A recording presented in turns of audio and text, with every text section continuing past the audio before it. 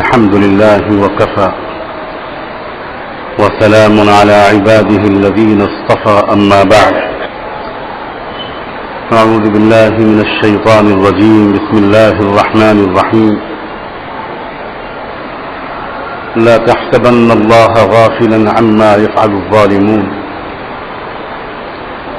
إنما يؤخرهم ليوم تشخص فيه القلوب والأبصار إنما يؤخرهم ليوم تشخص فيه الأبصار سبحان ربك رب العزة عما يصفون وسلام على المرسلين والحمد لله رب العالمين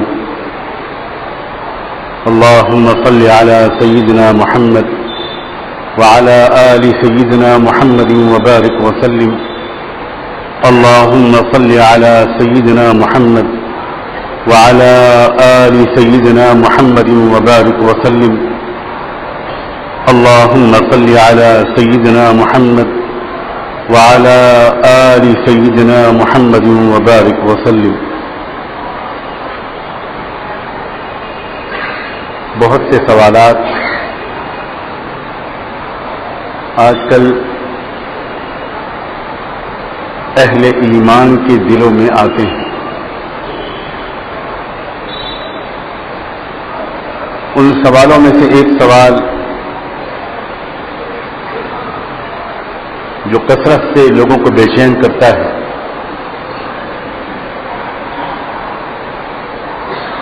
یہ ہے کہ آخر پوری دنیا میں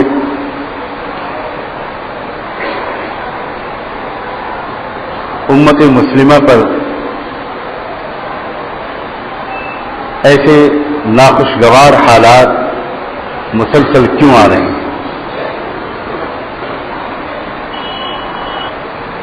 سوالات سے بھی آگے بڑھ کر بات پہنچ جاتی ہے شکوک و شبہات تک.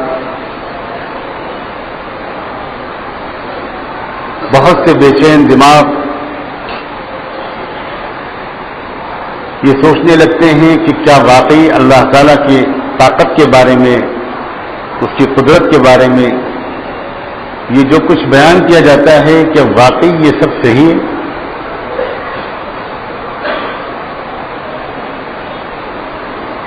اور اگر صحیح ہے تو وہ اللہ آج ہماری مدد کیوں نہیں کر رہا؟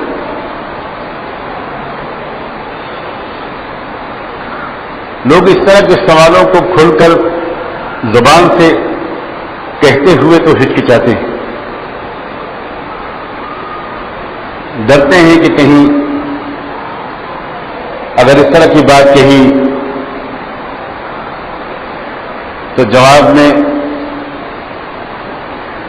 کچھ کڑوی کسیلی باتیں نہ سننی پڑ جائیں.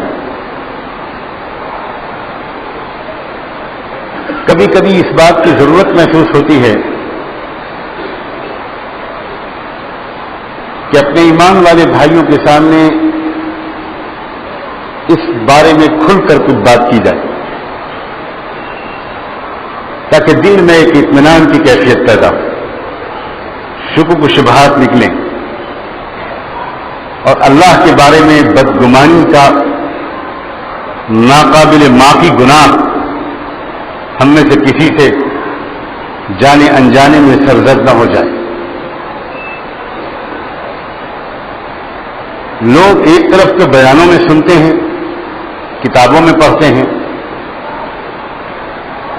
کہ اللہ کی قدرت کے سامنے دنیا کی بڑی سے بڑی طاقت ٹھہر نہیں سکتی. پل بھر میں اللہ تعالیٰ بڑی بڑی طاقتوں کو مکڑی کے جالے کی طرح صاف کر چکے ہیں.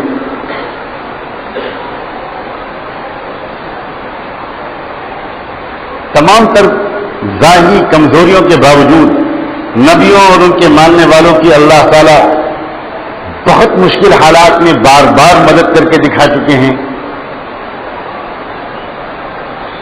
اور بہت ہتھیار، بڑی تعداد، بڑی تیاری اور بہت کچھ ظاہری ساز و سامان کے باوجود سچائی کے دشمنوں کو مظلوموں پر ظلم کے پہاڑ توڑنے والوں کو اللہ تعالیٰ سبق سکھا چکے. آخر پھر اب کیوں نہیں اللہ تعالیٰ اپنی اس طاقت کا استعمال کرتے؟ مسلسل اخبارات کے ذریعے سے، میڈیا کے دوسرے تمام ذرائع کے ذریعے سے جو خبریں پہنچتی ہیں اور جو روزانہ رونما ہونے والے واقعات لوگ پڑھتے ہیں، سنتے ہیں، دیکھتے ہیں، تو اللہ نہ کرے بعض لوگوں کے ذہنوں میں شکوک پیدا ہونے لگتے ہیں. اور اگر کسی ایمان والے کے دل میں شک پیدا ہو گیا، تذبذب پیدا ہو گیا، اور ہمارے دلوں میں پورا اطمینان اور ہمارے دلوں میں یقین پوری طرح نہ قائم رہا، اور ہم نے ٹھیک سے اس بات کو نہیں سمجھا، تو ایمان تک سے نکل جانے کے خطرات ہیں.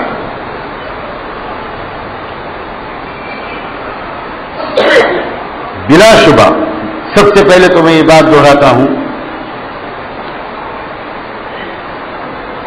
کوئی شک کی گنجائش نہیں ہے اس حقیقت میں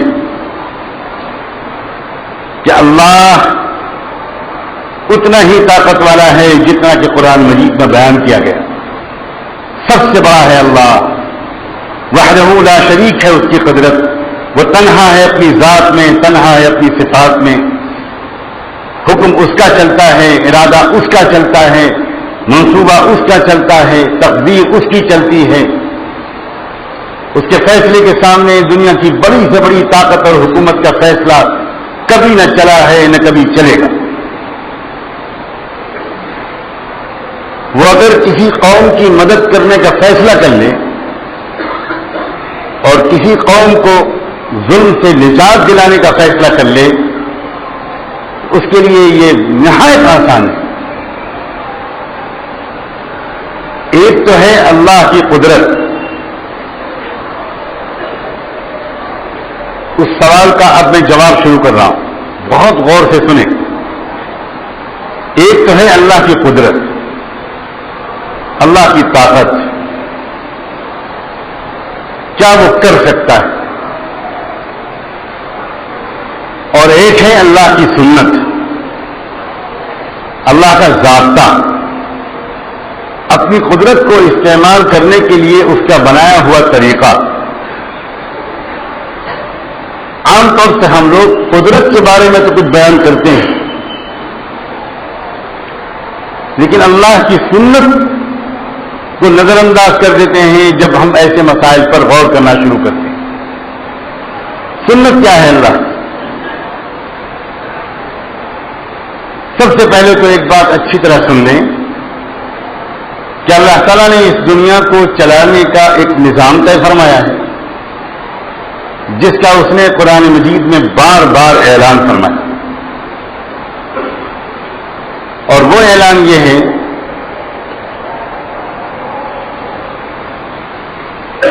کہ اللہ تعالیٰ اس دنیا میں باری باری تمام قوموں کو موقع دے گا،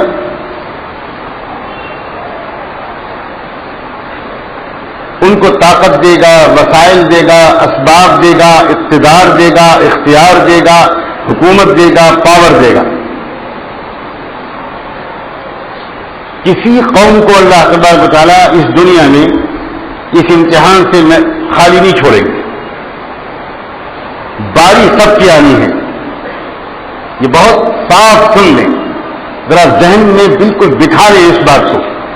اللہ نے قرآن میں صاف فرمایا ہے تلک الایام نداولها بین الناس، کہ دنیا کے اندر اوپر نیچے ہونے کا جو مسئلہ ہے، کبھی کون، اس میں تو ہم دنیا کے تمام لوگوں کو باری باری آگے بڑھائیں گے. یہ تو عدلتا بدلتا رہے گا معاملہ. اللہ کے اس نظام کا دوسرا حصہ یہ ہے کہ اللہ تعالیٰ جس قوم کو، جس گروہ کو دنیا میں مال، ملک، بادشاہی، حکومت، اقتدار، پاور، وسائل اور اسباب دیتے ہیں، تو دینے کے بعد اللہ تعالیٰ ایک مدت مقرر فرماتے ہیں کہ اس مدت تک ان کو ہم موقع دیں گے، اور اس مدت تک اللہ تعالیٰ چپ چاپ تماشا دیکھتے ہیں۔ میں بہت سوچ سمجھ کے یہ الفاظ استعمال کر رہا ہوں تاکہ عام لوگوں کی سمجھ میں یہ بات آئے۔ جلدی اللہ تعالیٰ مداخلت نہیں کرتے، اس کو بہت غور سے سنیے گا۔ اللہ تعالیٰ جلدی مداخلت نہیں کرتے۔ اللہ تعالیٰ کا اپنا ایک کیلنڈر ہوتا ہے، اپنا ٹائم ٹیبل ہوتا ہے، اللہ کا اپنا ایک شیڈول ہوتا ہے، اس کی اپنی ایک تقدیر ہوتی ہے۔ جس طرح ہر انسان کی اپنی عمر ہوتی ہے، اسی طرح ہر قوم کے لیے بھی اللہ تعالیٰ کی طرف سے ایک زمانہ مقرر ہوتا ہے کہ ہم اس وقت تک اس کو موقع دیں گے، اور دیکھیں گے کہ یہ اپنے مال کو جو ہم نے دیا، جو اقتدار دیا، جو اختیار دیا، جو پاور دیا، جو کچھ ہم نے اس کو دیا، وہ اس کو کیسے استعمال کرتی ہے۔ وہ قوم جس کی باری آئی اوپر بیٹھنے کی، دنیا کا نظام چلانے کی، وہ اس تمام طاقت کو، حکومت کو، اقتدار اور اختیار کو وہ قوم استعمال کرتی ہے غریبوں کی خدمت کے لیے، دنیا میں انصاف قائم کرنے کے لیے، بھلائیوں کو زندہ کرنے کے لیے، برائیوں سے معاشرے کو پاک کرنے کے لیے، اس کے لیے کرتی ہے، یا وہ اس طاقت کو، مال کو، اسباب کو، وسائل کو، اقتدار کو استعمال کرتی ہے دنیا کے انسانوں کا خون چوسنے کے لیے۔ اللہ تعالیٰ دیکھتے ہیں کسی قوم کو اللہ تعالیٰ نہیں چاہتے کہ یہ شکایت کا موقع ملے کہ اللہ آپ نے ہم کو تو موقع دیا نہیں، آپ اگر ہم کو موقع دیتے، ہم کو آپ ایک چانس دیتے، تو پھر ہم دکھاتے کہ مال کو اور حکومت کو غریبوں کی خدمت کے لیے کیسے استعمال کیا جاتا ہے۔ کسی قوم کو یہ شکایت کا موقع اللہ نہیں دیں گے۔ دنیا کا وہی حال ہو گیا تھا جو آج ہو رہا ہے، آج سے 1400 سال پہلے وہی جاہلیت، وہی ظلم، وہی خوریزی، وہی جس کی لاٹھی اس کی بھینس، وہی جنگل راج، وہی دور جاہلیت جو اب ہے وہی اس وقت تھا۔ اس وقت اللہ تعالیٰ نے اپنی تقدیر کے مطابق رحمت دو عالم سیدنا محمد الرسول اللہ صلی اللہ علیہ وآلہ وسلم کو بھیجا، بڑی بھاری ذمہ داری دے کر، اور آپ نے صفر سے شروع کر کے صرف 23 سال کے عرصے میں ایک ایسی امت تیار کر دی، ایک ایسا معاشرہ بنا دیا جس سے بہتر معاشرہ آسمان کی آنکھوں نے نہ کبھی دیکھا تھا نہ کبھی دیکھے۔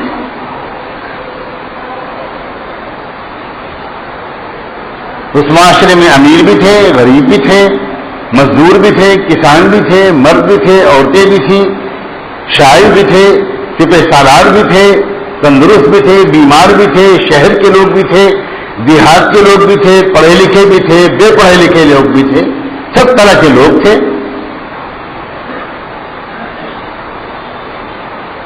مگر ایسے لوگ تھے جن کو اللہ نے جب دیکھا کہ اب یہ تیار ہو گئے، اس لائق ہو گئے کہ اب دنیا کے نظام کو ان کے حوالے کیا جائے، تو پھر اللہ نے دنیا کے نظام کو، دنیا کی قیادت کو، عزت کو، حکومت کو، دولت کو، وسائل کو ساری دنیا سے لے کر ان کے قدموں پر ڈال دیا۔ اور پھر دنیا نے دیکھا کہ حکومت اس طرح بھی کی جاتی ہے، دولت مند اس لیے بھی دولت کماتے ہیں اور اس طرح بھی اپنی دولت خرچ کرتے ہیں، کوئی سوچ بھی نہیں سکتا تھا۔ پھر دنیا نے دیکھا کہ مدینے کے معاشرے میں دولت مند تھے. کس نے کہا ہے کہ مدینے کے معاشرے میں سب غریب لوگ تھے؟ مدینے کے معاشرے میں صحابہ کرام میں، حضرات اہل بیت میں ملینائر اور بلینائر لوگ بھی تھے، کروڑ پتی اور ارب پتی لوگ بھی تھے، اور ملٹی نیشنل بزنس کرنے والے صحابہ کرام بھی تھے. ایسے صحابہ بھی تھے جن کی تجارت اور کاروبار کے قافلے جب چلتے تھے تو ان کے قافلوں کا آخری اونٹ ہوتا تھا اس وقت بصرہ میں یا بغداد میں، اور اسی قافلے کا پہلا اونٹ مدینے میں داخل ہو رہا ہوتا. سوچ نہیں سکتے دنیا کے آج کے مالدار کہ ایسے بھی دولت مند ہوتے. لیکن انہی میں سے ایک دولت مندوں کے گھر کا واقعہ سناؤں. کون آج کل دنیا میں ایسا دولت مند ہے جس کے نام کے ساتھ دولت مند اس کے نام کا جز بن گیا؟ مگر آپ اکثر جب نام لیتے ہیں سیدنا عثمان کا تو آپ کہتے ہیں حضرت عثمان غنی. انگریزی میں ترجمہ کرتے ہیں لوگ عثمان the rich, Usman the richest. واقعی بلینائر تھے عثمان، مگر یہ کیسے دولت مند تھے؟ یہ ایسے دولت مند تھے کہ ایک مرتبہ ایک غریب آدمی آیا اللہ کے رسول کے پاس، اور اس نے اللہ کے رسول سے کہا کہ میں بہت پریشان حال ہوں، میری کچھ مدد کر دیجیے. تو آپ نے فرمایا تم عثمان کے گھر چلے جاؤ اور کہہ دینا کہ میں نے بھیجا ہے، اور اپنی ضرورت اس کو بتا دو، اللہ تمہاری ضرورت اس کے ذریعے پوری کرا دے. وہ اللہ کا بندہ گیا بڑا خوش. وہاں جا کر اس نے دروازے کو جو دستک دینی چاہیے تو اندر سے کچھ آوازیں آئیں. وہ آوازیں اس کے کان میں پڑیں. آوازیں کیا تھیں؟ حضرت عثمان اپنی بیوی کو تھوڑا سا ٹوک رہے تھے، کچھ تنبیہ کر رہے تھے کہ بھئی یہ چراغ اتنی دیر تک جلتا رہا، تم کو خیال کرنا چاہیے تھا، چراغ بجھا دینا چاہیے تھا. یہ تو تیل چراغ میں جلا، اس کا حساب کون دے گا؟ پیسے برباد نہیں ہو گئے؟ ایسا نہیں کرنا چاہیے تھا. تو وہ اللہ کے بندہ بھی سمجھدار تھا. اس نے سوچا جو آدمی اپنی بیوی کو ڈانٹے چراغ میں تیل پر، وہ کیا میری مدد کرے گا؟ کیونکہ بیچارہ خود لگتا ہے مسکین ہے کوئی. وہ چپ چاپ واپس پلٹ گئے. حضور کے پاس پھر پہنچے. حضور نے کیا ہوا؟ ان کا یہ ہوا. تو آپ مسکرائے. آپ نے کہا نہیں تم جاؤ جاؤ جاؤ، جب تک دو آواز دو باہر نکلیں گے ان سے کہو کہ میں نے بھیجا. پھر وہ اللہ کا بندہ گیا، اب کی ہمت کر کے دروازے پہ دستک دی. سیدنا عثمان باہر نکلے، سلام دعا ہوئی، اور اس شخص نے بتایا کہ مجھے اللہ کے رسول نے بھیجا ہے اور اس لیے بھیجا ہے. سیدنا عثمان نے کہا مرحبا مرحبا، آؤ آؤ آؤ. خوب اکرام کیا، خوب کھلایا پلایا، خوب ضیافت کی. اس کے بعد اونٹوں پر سامان لادنا شروع کیا. تمہیں کتنے کی ضرورت ہے، کتنے بچے ہیں، کتنے گھر والے ہیں، کتنے خاندان والے ہیں، کتنا لے جانا چاہتے ہو، کتنی کھجورے، کتنا تیل، کتنا گھی، کتنا شہد. وہ اللہ کا بندہ حیران رہ گیا کہ تھوڑی دیر پہلے بیوی پر تیل کے سلسلے میں ڈانٹ پڑ رہی تھی اور اونٹوں پر اس قدر سامان میرے لیے لادا جا رہا ہے. تو وہ بڑے بے تکلف لوگ تھے. وہ برا نہ ماننا، ہماری آپ کی طرح، اب کیا کہوں میں، مہمان ہوں، اس طرح کے لوگ نہیں تھے کہ اندر کچھ باہر کچھ.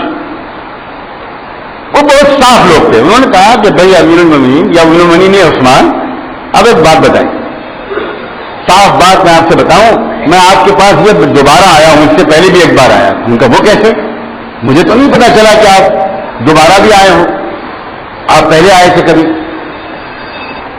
انہوں نے کہا نہیں، ہوا یہ کہ میں اس سے پہلے آیا تھا، اس وقت آپ معاف کریں میں نے آپ کی گھریلو بات سن لی، آپ گھر میں کچھ ڈانٹ رہے تھے، میں سوچنے لگا کہ اتنے سے تیل پر جو ڈانٹے اس سے کیا میری ضرورت پوری ہوگی. میں واپس گیا، دوبارہ بھیجنے پر میں پھر آیا آپ کے پاس.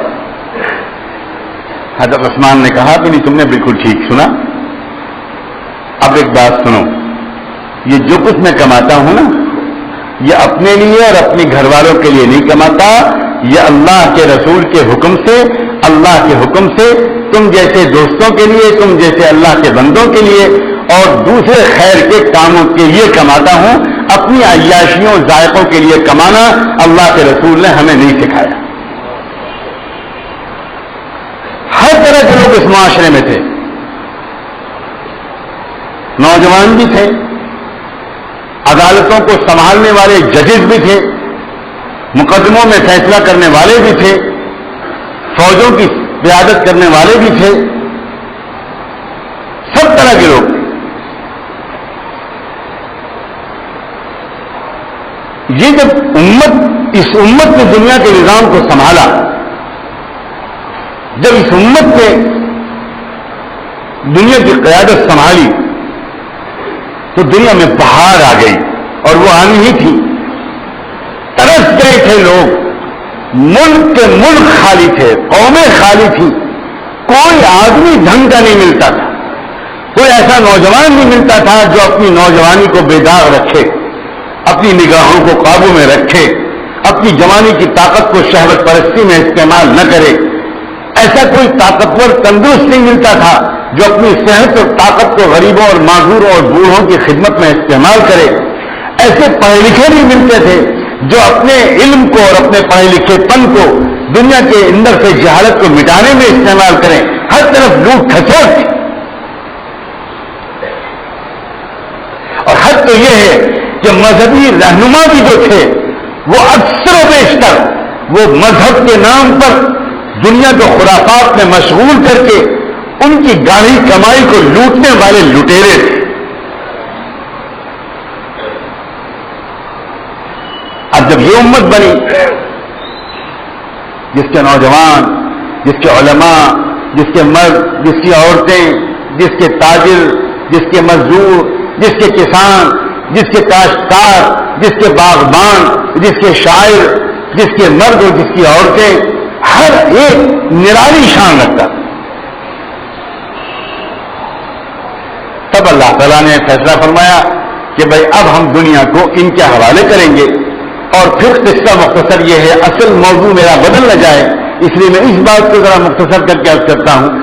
1000 سال تک اللہ تعالیٰ نے مسلمانوں کو پوری دنیا میں قیادت، اقتدار، اختیار، ٹیکنالوجی، مال، اسباب، وسائل اور پاور سب کچھ دیا۔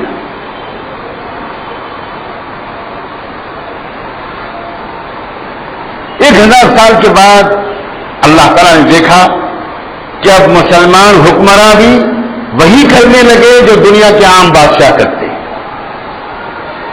وہ بھی اپنی دولت کو استعمال کرنے لگے عمارتیں بنانے میں، شاندار کھربوں روپے خرچ کرنے لگے وہ محلات بنانے میں، زیورات میں، تاج میں، تخت میں، عیاشیوں میں، شراب میں، کباب میں، فضول خرچیوں میں، اور اب ان میں اور دوسروں میں کوئی فرق نہ رہا۔ تو اللہ تعالیٰ کے انصاف کا تقاضا یہ ہوا، اللہ نے فرمایا کہ اب تم اس لائق نہیں ہو کہ اب دنیا کی قیادت تمہارے حوالے کی جائے، اس لیے اللہ نے بڑا کرم فرمایا کہ مسلمانوں کو دنیا کی قیادت کے تخت سے نیچے اتار کے بٹھا دیا۔ یہ جملہ جو میں نے بولا ہے کہ اللہ نے بڑا کرم فرمایا، یہ بہت بھاری پڑا ہوگا آپ جیسے سمجھداروں کے اوپر، کیونکہ یہ میں کیا کہہ گیا کہ اللہ نے بڑا کرم فرمایا۔ آپ میں سے کچھ لوگ سوچ رہے ہوں گے کہ شاید مولانا بہت تھک گئے ہیں، یہ بہکی بہکی بات کر رہے ہیں، ان کو پانی پلاؤ بھائی، کچھ کہنا کچھ چاہتے تھے کہہ کچھ گئے۔ نہیں، بالکل نہیں، میں بالکل تھکا ہوا نہیں ہوں، بالکل فریش ہوں، پوری سلامتی ہوش آواز کے ساتھ میں نے یہ بات کہی ہے کہ اللہ نے بڑا کرم فرمایا کہ امت مسلمہ کو دنیا کے اقتدار سے نیچے اتار۔ کیوں؟ اب سنیے کیوں۔ اس لیے کہ اللہ تعالیٰ کو اس کی پرواہ زیادہ نہیں ہے کہ ہم روئیں اور چلائیں، لیکن اللہ ہمارے اور آپ کی وجہ سے اپنے محبوب کے لائے ہوئے اس دین کو بدنام ہوتا ہوا نہیں دیکھ سکتا۔ اللہ کسی قیمت پر یہ گوارا نہیں کرے گا کہ جس دین کو اس کے محبوب نے اور اس کے محبوب کے صحابہ اور اہل بیت نے پیٹ پر پتھر باندھ کر، چولہوں کو ٹھنڈا رکھ کر، اپنی جان اور مال کی قربانیاں دے کر، اپنی تمناؤں کو دفن کر کے، جوانوں نے اپنی جوانیوں کی خواہشات کو قربان کر کے جس دین کو اس دنیا میں اس مقام تک پہنچایا تھا، وہ دین ان بیہودہ، غافل، بازاری عام مسلمانوں کے ذریعے سے اس طرح بدنام ہو، اللہ تعالیٰ کو بالکل یہ گوارا نہیں ہے۔ تم چیخو چلاؤ، تم رو تڑپو، اللہ تعالیٰ انتظار کر لے گا جب تم دوبارہ اس قابل بنو گے کہ تم دنیا کو چلا سکو اس طریقے پر جس طریقے پر محمد مصطفیٰ کے غلاموں نے چلایا تھا۔ اللہ 24 گھنٹے کے اندر دنیا کا اقتدار تمہارے حوالے کرنے کی قدرت رکھتا ہے۔ ہم مسلمانوں کا عجیب مزاج ہو گیا، ہمارے ذہن میں یہ بات بیٹھی ہوئی ہے، پتہ نہیں کیسے بیٹھی ہے کہ دنیا پہ راج کرنے کا حق صرف ہمارا ہے، اس لیے برداشت نہیں ہو رہے ہیں یہ حالات، سمجھ میں نہیں آ رہا ہے کچھ یہ ہو کیوں رہا ہے۔ ہم میں سے بہت کم لوگ ہیں جو اپنے کو قصوروار مانتے ہوں، اپنے کو کہ ہم مجرم ہیں، میرے اللہ آپ نہیں بدلے ہیں، ہم بدل گئے۔ آپ تو وہی ہیں جو پہلے تھے، آپ پہلے بھی بے رحم نہیں تھے، اب بھی بے رحم نہیں ہیں اور کبھی بے رحم نہیں ہوں گے۔ آپ پہلے بھی بے خبر نہیں تھے، اب بھی بے خبر نہیں ہیں اور کبھی بے خبر نہیں ہوں گے، اور آپ کبھی بھی بے بس نہیں تھے، اب بھی بے بس نہیں ہیں اور کبھی بھی بے بس نہیں ہوں۔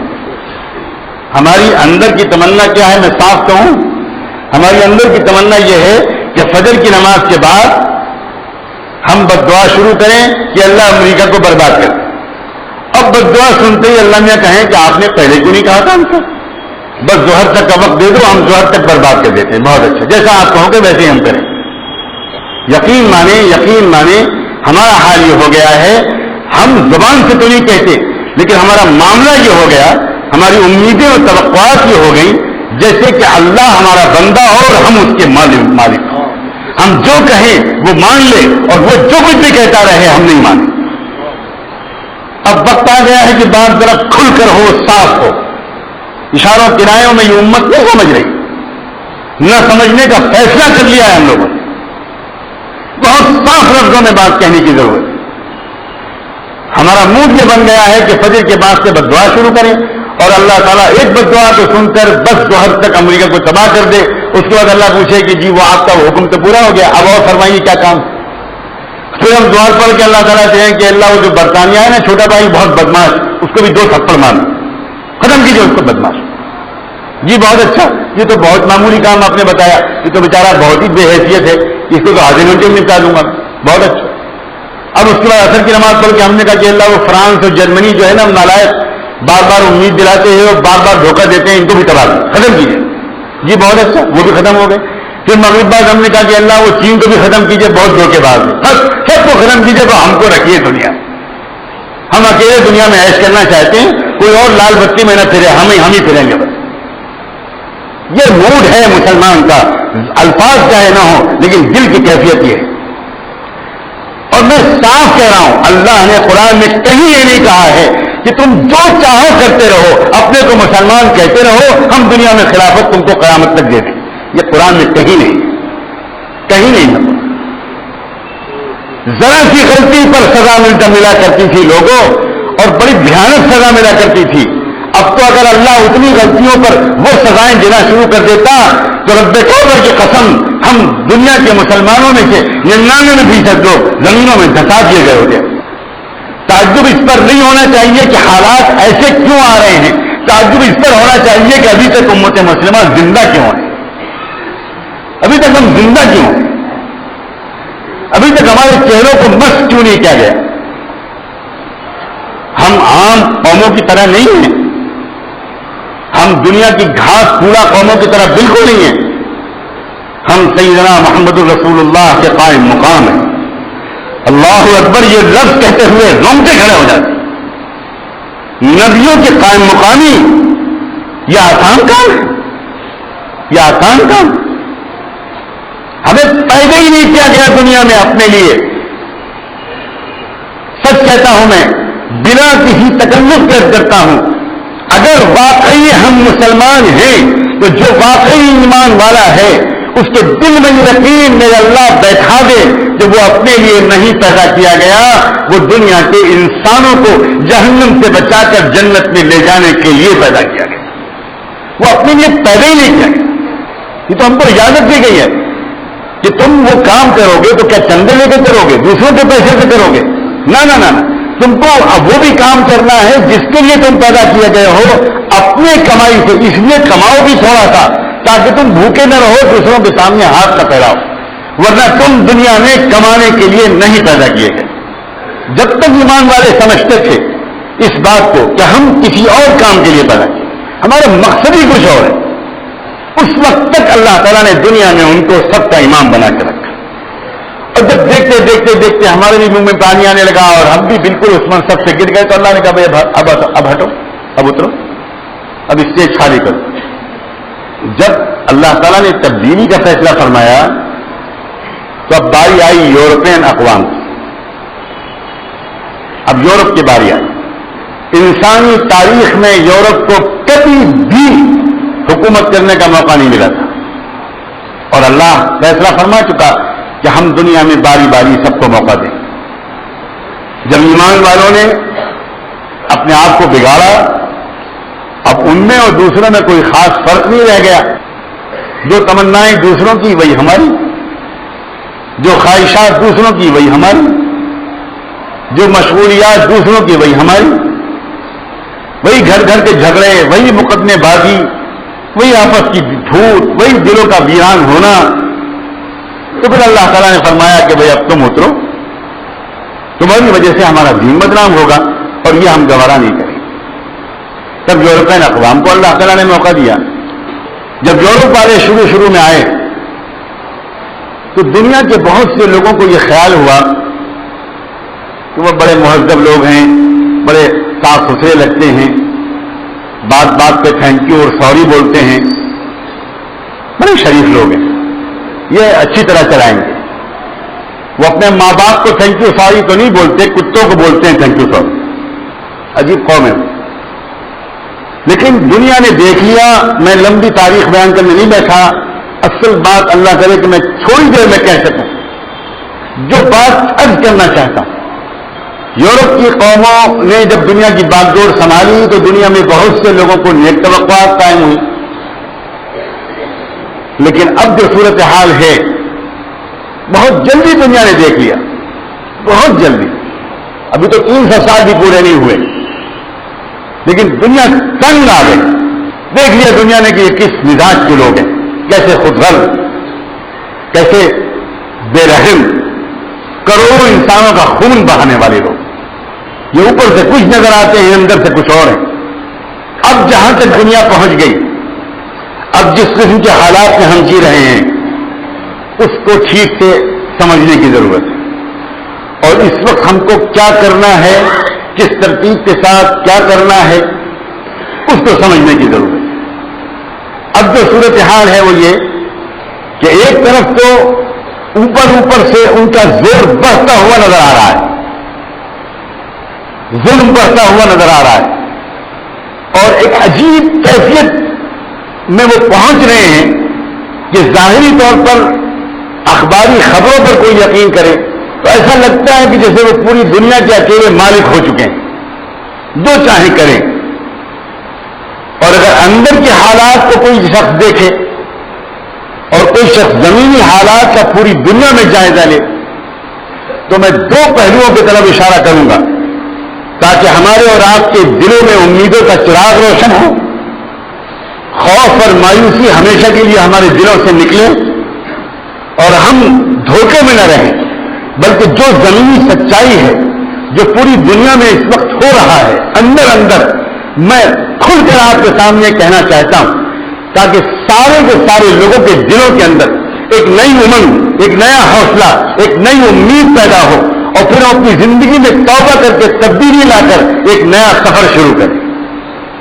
اندر کی صورتحال کے دو پہلو ہیں۔ ایک پہلو جس کو پوری دنیا کے پورا میڈیا پوری طرح چھپا رہا ہے، کوئی ایک خبر بھی اس طرح کی پوری دنیا میں کہیں پر نہیں آنے دی جاتی، وہ وہی لوگ جان سکتے ہیں جو دنیا میں جاتے ہیں، ملکوں جاتے ہیں، اللہ کے دین کے لیے ٹھوکریں کھاتے ہیں، امریکہ اور یورپ میں اور مشرق اور مغرب میں اللہ کے دین کی محنت کے لیے جاتے ہیں، اللہ کرنے کے لیے جاتے ہیں، انسانوں کے دلوں کو سکون کا سامان دینے کے لیے جاتے ہیں۔ وہ جو حالات دیکھ رہے ہیں وہ یہ حالات دیکھ رہے ہیں کہ ان کی اپنی قومیں روزانہ سینکڑوں اور ہزاروں کی رفتار سے وہ بالکل تیزی کے ساتھ اللہ کے دین اسلام کو قبول کرتے چلے جائیں۔ عجیب صورتحال ہے اندر، بالکل ان کے قابو سے باہر ہوتی جا رہی ہے، کچھ سمجھ ان کے نہیں آ رہا کہ یہ ہو کیا رہا ہے۔ سڑکوں پر چلتے وقت آپ وہاں کی سڑک پر سے گزر رہے ہیں اور آپ سنت والا لباس پہنے ہوئے ہیں، دیکھنے والا آپ کو پہچان لیتا ہے کہ یہ کوئی لگتا ہے کہ اچھا پریکٹسنگ مسلم ہے، ایک پابند شریعت مسلمان ہے۔ آپ کو سڑک پر روک کر کوئی انگریز مرد اور عورت پوچھیں گے، آپ شاپنگ مال میں جائیں گے خریدنے کے لیے، وہاں آپ سے کوئی بات کرے گا۔ آپ اگر پارک میں ٹہلنے جائیں گے وہاں آپ سے کوئی بات کرے گا۔ وہ آپ سے پوچھتے ہیں، راہ چلتے ہوئے کسی شہید دیندار مسلمان کو اگر دیکھتے ہیں اس سے پوچھتے ہیں کیا آپ 5 منٹ مجھ سے بات کر سکتے ہیں، آپ 5 منٹ اپنا وقت دے سکتے ہیں، بولیے کیا بات ہے، میں آپ کی کیا خدمت کر سکتا ہوں۔ اگر کچھ نہیں، میں آپ سے صرف یہ جاننا چاہتا ہوں کہ ذرا مجھے آپ اسلام کے بارے میں کچھ بتا سکتے ہیں کیا آپ مسلمان ہیں، کیا آپ اسلام کے بارے میں بتا سکتے ہیں۔ ٹرینوں میں سفر کیجیے آپ ایک شہر سے دوسرے شہر، تو راستے میں آپ کسی اور موضوع پر اگر بات کرنا شروع کریں گے تو امید ہے کہ انشاءاللہ ایک آدھ مسافر ضرور آپ کو بیچ میں انٹرپٹ کرے گا اور کہے گا یہ باتیں تو ہوتی رہتی ہیں، مجھے لگتا ہے کہ آپ کچھ اسلام اور قرآن کے بارے میں نالج رکھتے ہیں، ذرا ہم کو بتائیے تو کچھ۔ اور وہاں جو نوجوانوں کے اندر، لڑکوں اور لڑکیوں کے اندر اللہ کے دین کی طرف جو ایک رجوع کی لہر چلی ہوئی ہے بعض شہروں اور بعض ملکوں میں، اس کو یہاں بیٹھ کر یقین کرنا مشکل ہے، تصور کرنا مشکل ہے۔ اور پھر وہ کیسے دین میں آتے ہیں؟ تو دین میں آنے کے بعد کیا کرتے ہیں؟ پھر آپ کو جب آپ جائیں کسی مسجد میں، آپ جائیں کسی کالج میں، آپ جائیں کسی وہاں کی یونیورسٹی میں، اور وہاں کے طلباء اور طالبات پر آپ نظر ڈالیں تو آپ کو یقین ہی نہیں آئے گا کہ یہ نوجوان لڑکے، یہ نوجوان لڑکیاں جو سر سے پیر تک برقعے میں ملبوس ہیں، دستانے پہنے ہوئے ہیں، نقاب ڈالے ہوئے ہیں، موزے پہنے ہوئے ہیں، یہ لڑکیاں کوئی عرب لڑکیاں نہیں ہیں، یہ لڑکیاں کوئی ہند پاک اور انڈونیشیا ملیشیا کی لڑکیاں نہیں ہیں، یہ لڑکیاں انگریز لڑکیاں ہیں جنہوں نے ایمان قبول کیا ہے اور حضرت فاطمہ اور عائشہ کے رنگ میں اپنے کو رنگ لیا۔ پچھلے سال 2 سال پہلے برطانیہ انگلینڈ کے سب سے بڑے اخبار میں 8 صفحے کی رپورٹ چھپی، اس رپورٹ میں ایک خاص حصہ یہ بھی تھا، ایک خبر یہ بھی تھی کہ اس پورے سال میں جتنے بچے پورے انگلینڈ میں پیدا ہوئے ہیں ان میں 51% بچوں کے نام رکھے گئے ہیں محمد۔ اب آپ سوچئے ذرا کیا گزرے گی ان بیچاروں پر۔ وہاں کا ایک اخبار یہ ہیڈنگ لگاتا ہے کہ ہر سال برطانیہ میں اتنی نئی مسجدیں بن رہی ہیں، اتنے نمازی پڑھ رہے ہیں، ہر لوکیلٹی میں ایک نئی مسجد وجود میں آ رہی ہے، ہر کالج کے اندر ایک مسجد بن رہی ہے، ہر شاپنگ مال کے اندر ایک نماز کے لیے کونا دینا پڑتا ہے، ہر آفس کے اندر ایک روم خالی کرنا پڑتا ہے، اور اتنے گرجا گھر اور چرچ بک رہے ہیں، فروخت ہو رہے ہیں۔ چرچز پر بورڈ لگا دیکھے گا فار سیل، کوئی آئے اور اس چرچ کو خرید لے۔ اور اللہ کا کیسا نظام ہے کہ اس ملک کا قانون اللہ نے بنوا رکھا تھا بہت پہلے سے کہ کوئی عبادت گاہ کوئی اور مقصد سے خریدا نہیں جا سکتا، کسی دوسری عبادت گاہ میں تبدیل کرنے کے لیے خریدا جا سکتا ہے۔ چنانچہ اس چرچ کو کسی اور کام کے لیے کوئی نہیں خرید سکتا۔ اب کون آگے بڑھ کر اس کو خرید رہا ہے؟ اللہ کے بندے اپنی گاڑی کمائی سے پیسہ خرچ کر کے خرید کر ان چرچز کو مساجد میں کنورٹ کر رہے ہیں، اور اس کے نتیجے میں اس اخبار نے لکھا how far it is fair to say that Britain it is still a Christian country.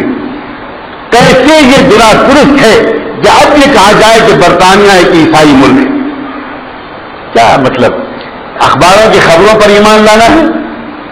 اخباروں کی خبریں تو ایسا مایوس کرتی ہیں، ایسا ڈراتی ہیں اور ایسا غم اور خوف میں مبتلا کرتی ہیں. میں تو اکثر کہا کرتا ہوں کہ جیسے وہ بلڈ پریشر والا آلہ ہوتا ہے نا بلڈ پریشر ناپنے کا, جس سے ڈاکٹر بلڈ پریشر چیک کرتے, اگر کوئی آلہ ایسا ایجاد ہو جائے جس سے ہماری ہمت چیک ہو جائے, تو اخبار پڑھنے سے پہلے ہمت چیک کر لو اور اخبار پڑھنے کے بعد چیک کرو, اللہ نے چاہا تو 10 ڈگری ہمت نیچے گری ہوئی ملے گی.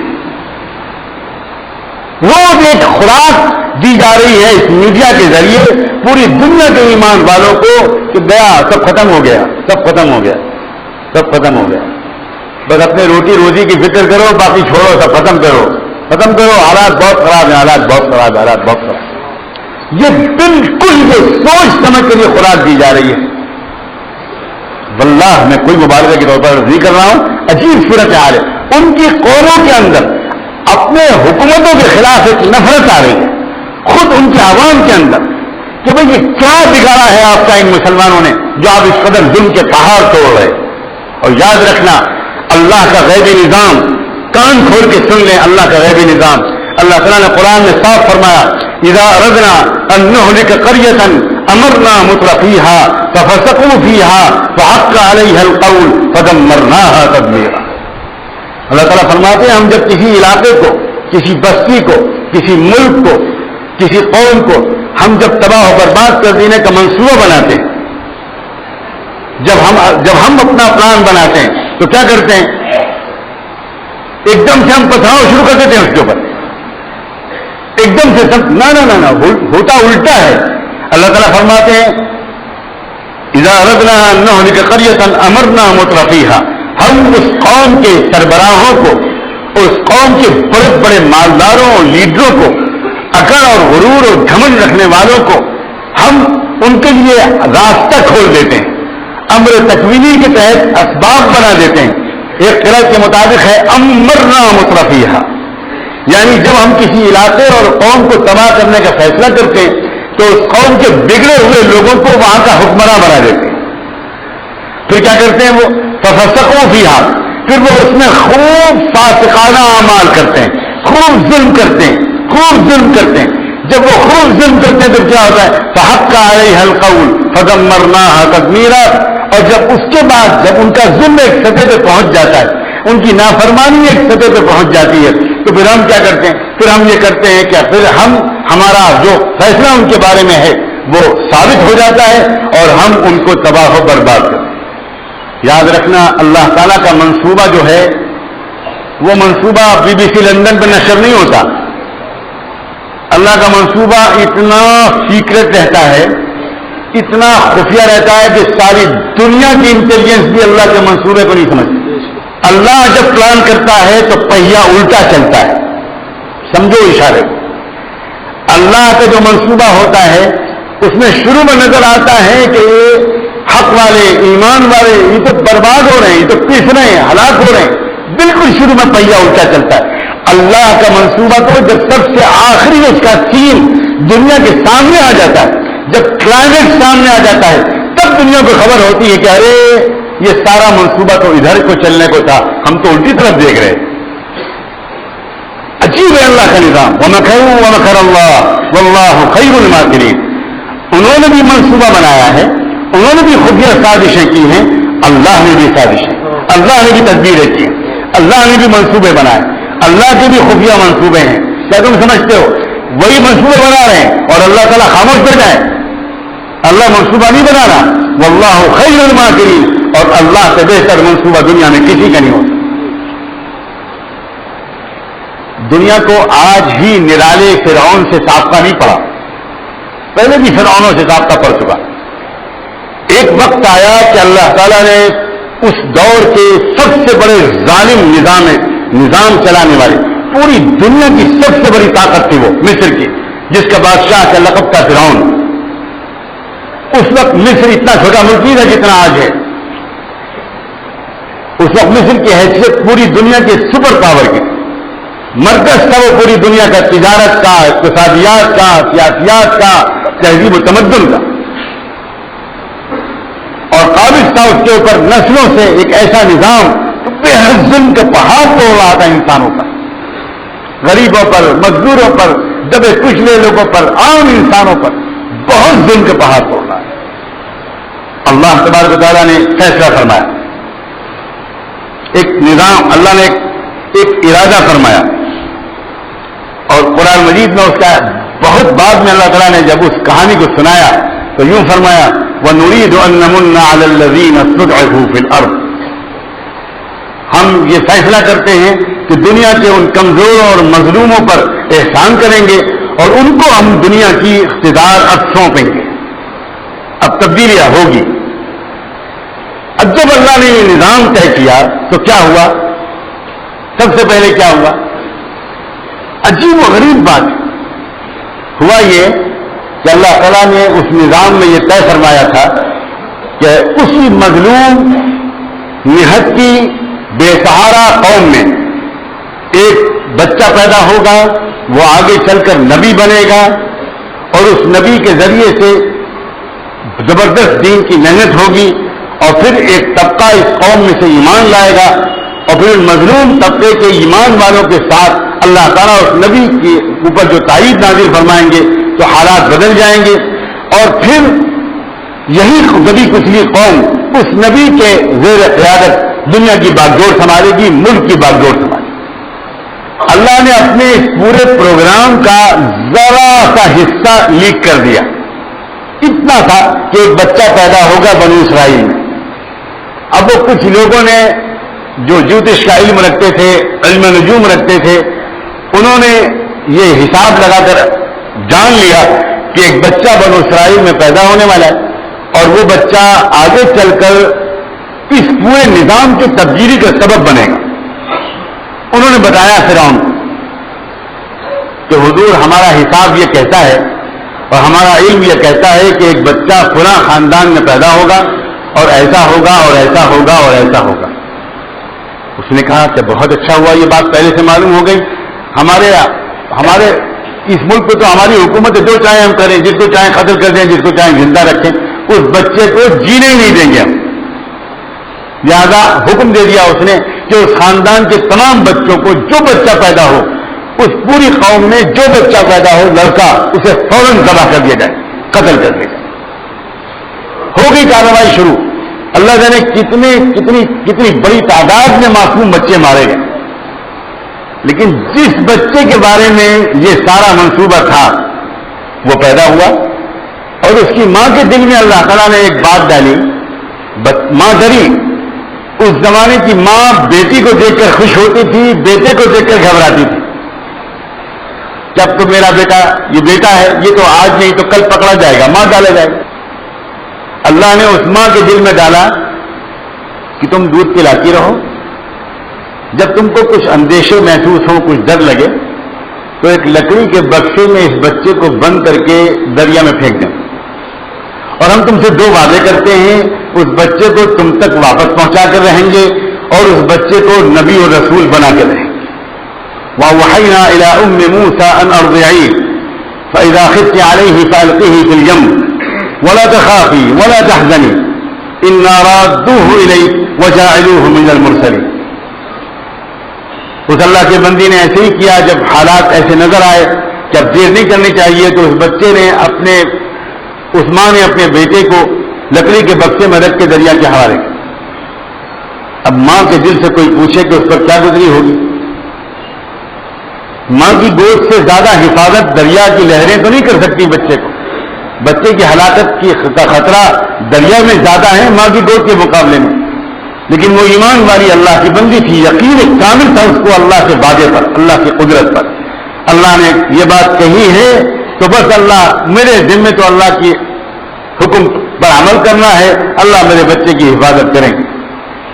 لیکن ماں تھی تو فکر تو پیدا ہوئی۔ اب ذرا غور کریں، وہ بہتا ہوا وہ بکسا کہیں اور بھی تو جا سکتا تھا، مگر نہیں، اللہ تعالیٰ نے دریا کا دھارا ایسا بنا دیا کہ وہ ادھر کو لے کر جائے جدھر بادشاہ اپنی ملکہ کے ساتھ سمندر کے کنارے، دریا کے کنارے تفریح کے موڈ میں بیٹھا ہوا۔ یہ تو اور مصیبت آ گئی۔ اب وہ بکسا گزرا، آپ غور کریں یہ سب کون کر رہا ہے؟ کون بکسے کو ادھر لے جا رہا ہے؟ کس نے بادشاہ کو وہاں پر بیٹھنے کی ٹائمنگ سیٹ کر دی؟ پھر ایک بکسا گزر رہا ہے. میں اکثر سوچا کرتا ہوں اتنا بڑا ملک کا بادشاہ وہ دریا میں کیا بہ رہا ہے اگر یہی دیکھتا رہا اور ایک ایک ڈبے کو کھلواتا رہا تو وہ حکومت کیا کرے گا؟ یہ کام تو کسی میونسپلٹی کے آفیسر کا ہے, کسی معمولی صفائی کے کرمچاری کا ہے بھائی. یہ کام کسی بڑے ہیڈ آف اسٹیٹ کے تو نہیں ہے. لیکن اس کا دماغ کس کے ہاتھ میں تھا؟ اللہ. اس کے دل میں خیال اللہ نے ڈالا کہ ذرا بکسے کو کھلواؤ. تو بادشاہ صاحب نے حکم دیا کہ بکسے کو لاؤ, کھولو اس کو, کیا ہے اس میں؟ بکسا کھولا گیا تو اس میں بچہ نکلا. اب کیا ہونا چاہیے تھا؟ فوراً بادشاہ کی طرف سے یہ فوراً حکم ملنا چاہیے تھا کہ بھائی تحقیق کرو یہ بچہ اس قوم کا تو نہیں, اس خاندان کا تو نہیں. اس سے پہلے کہ بادشاہ کچھ کہتا اس کی بیوی کی زبان سے اللہ نے نکلوایا. اس کی بیوی نے کہا لا تقتلوا. نہیں, بالکل نہیں, بالکل نہیں, اسے کچھ مت چھاڑو. اللہ نے اس وقت تک اس عورت کو لاولد رکھا تھا, کوئی اولاد اس کے آنی تھی. اب سوچو ذرا بادشاہ کون سا علاج ہوا ہوگا ملکہ معظمہ کا, لیکن اولاد نہیں ہونی تھی, نہیں ہوئی. اور عورت اگر لاولد ہو, اس کی اولاد نہ ہو تو وہ بہت سونی محسوس کرتی ہے اپنے آپ, بہت خالی محسوس کرتی. اس نے ایک بچہ دیکھا تو اس کے اندر کے وہ جذبہ تڑپ اٹھا اور اس نے کہا کہ اس بچے کو تو میں پالوں گی, ہم لوگ اس کو اپنا بیٹا بنا لیں گے, ہمارے آنکھوں کی ٹھنڈک بنے گے. بیوی کی بات سن کر بادشاہ کو کیا کہنا چاہیے تھا؟ پھر تم نے وہی عورت تمہاری باتیں شروع کر دی, میری حکومت خطرے میں ہے, صدیوں سے چلی آنے والی خاندانی سلطنت خطرے میں ہے, مجھے ذرا تحقیق تو کرنے دو کہ یہ بچہ ہے کہاں کا. تم نے تو فوراً کہا میں پال لوں گی, میں پال لوں گی, میں پال لوں گی. یہ کیا بات؟ لیکن نہ, مقدر تو کچھ اور تھا نا, نظام تو کچھ اور طے ہو چکا تھا. لہذا بادشاہ سلامت نے آنکھ بند کر کے اپنی بیگم کی بات کو قبول کر دی.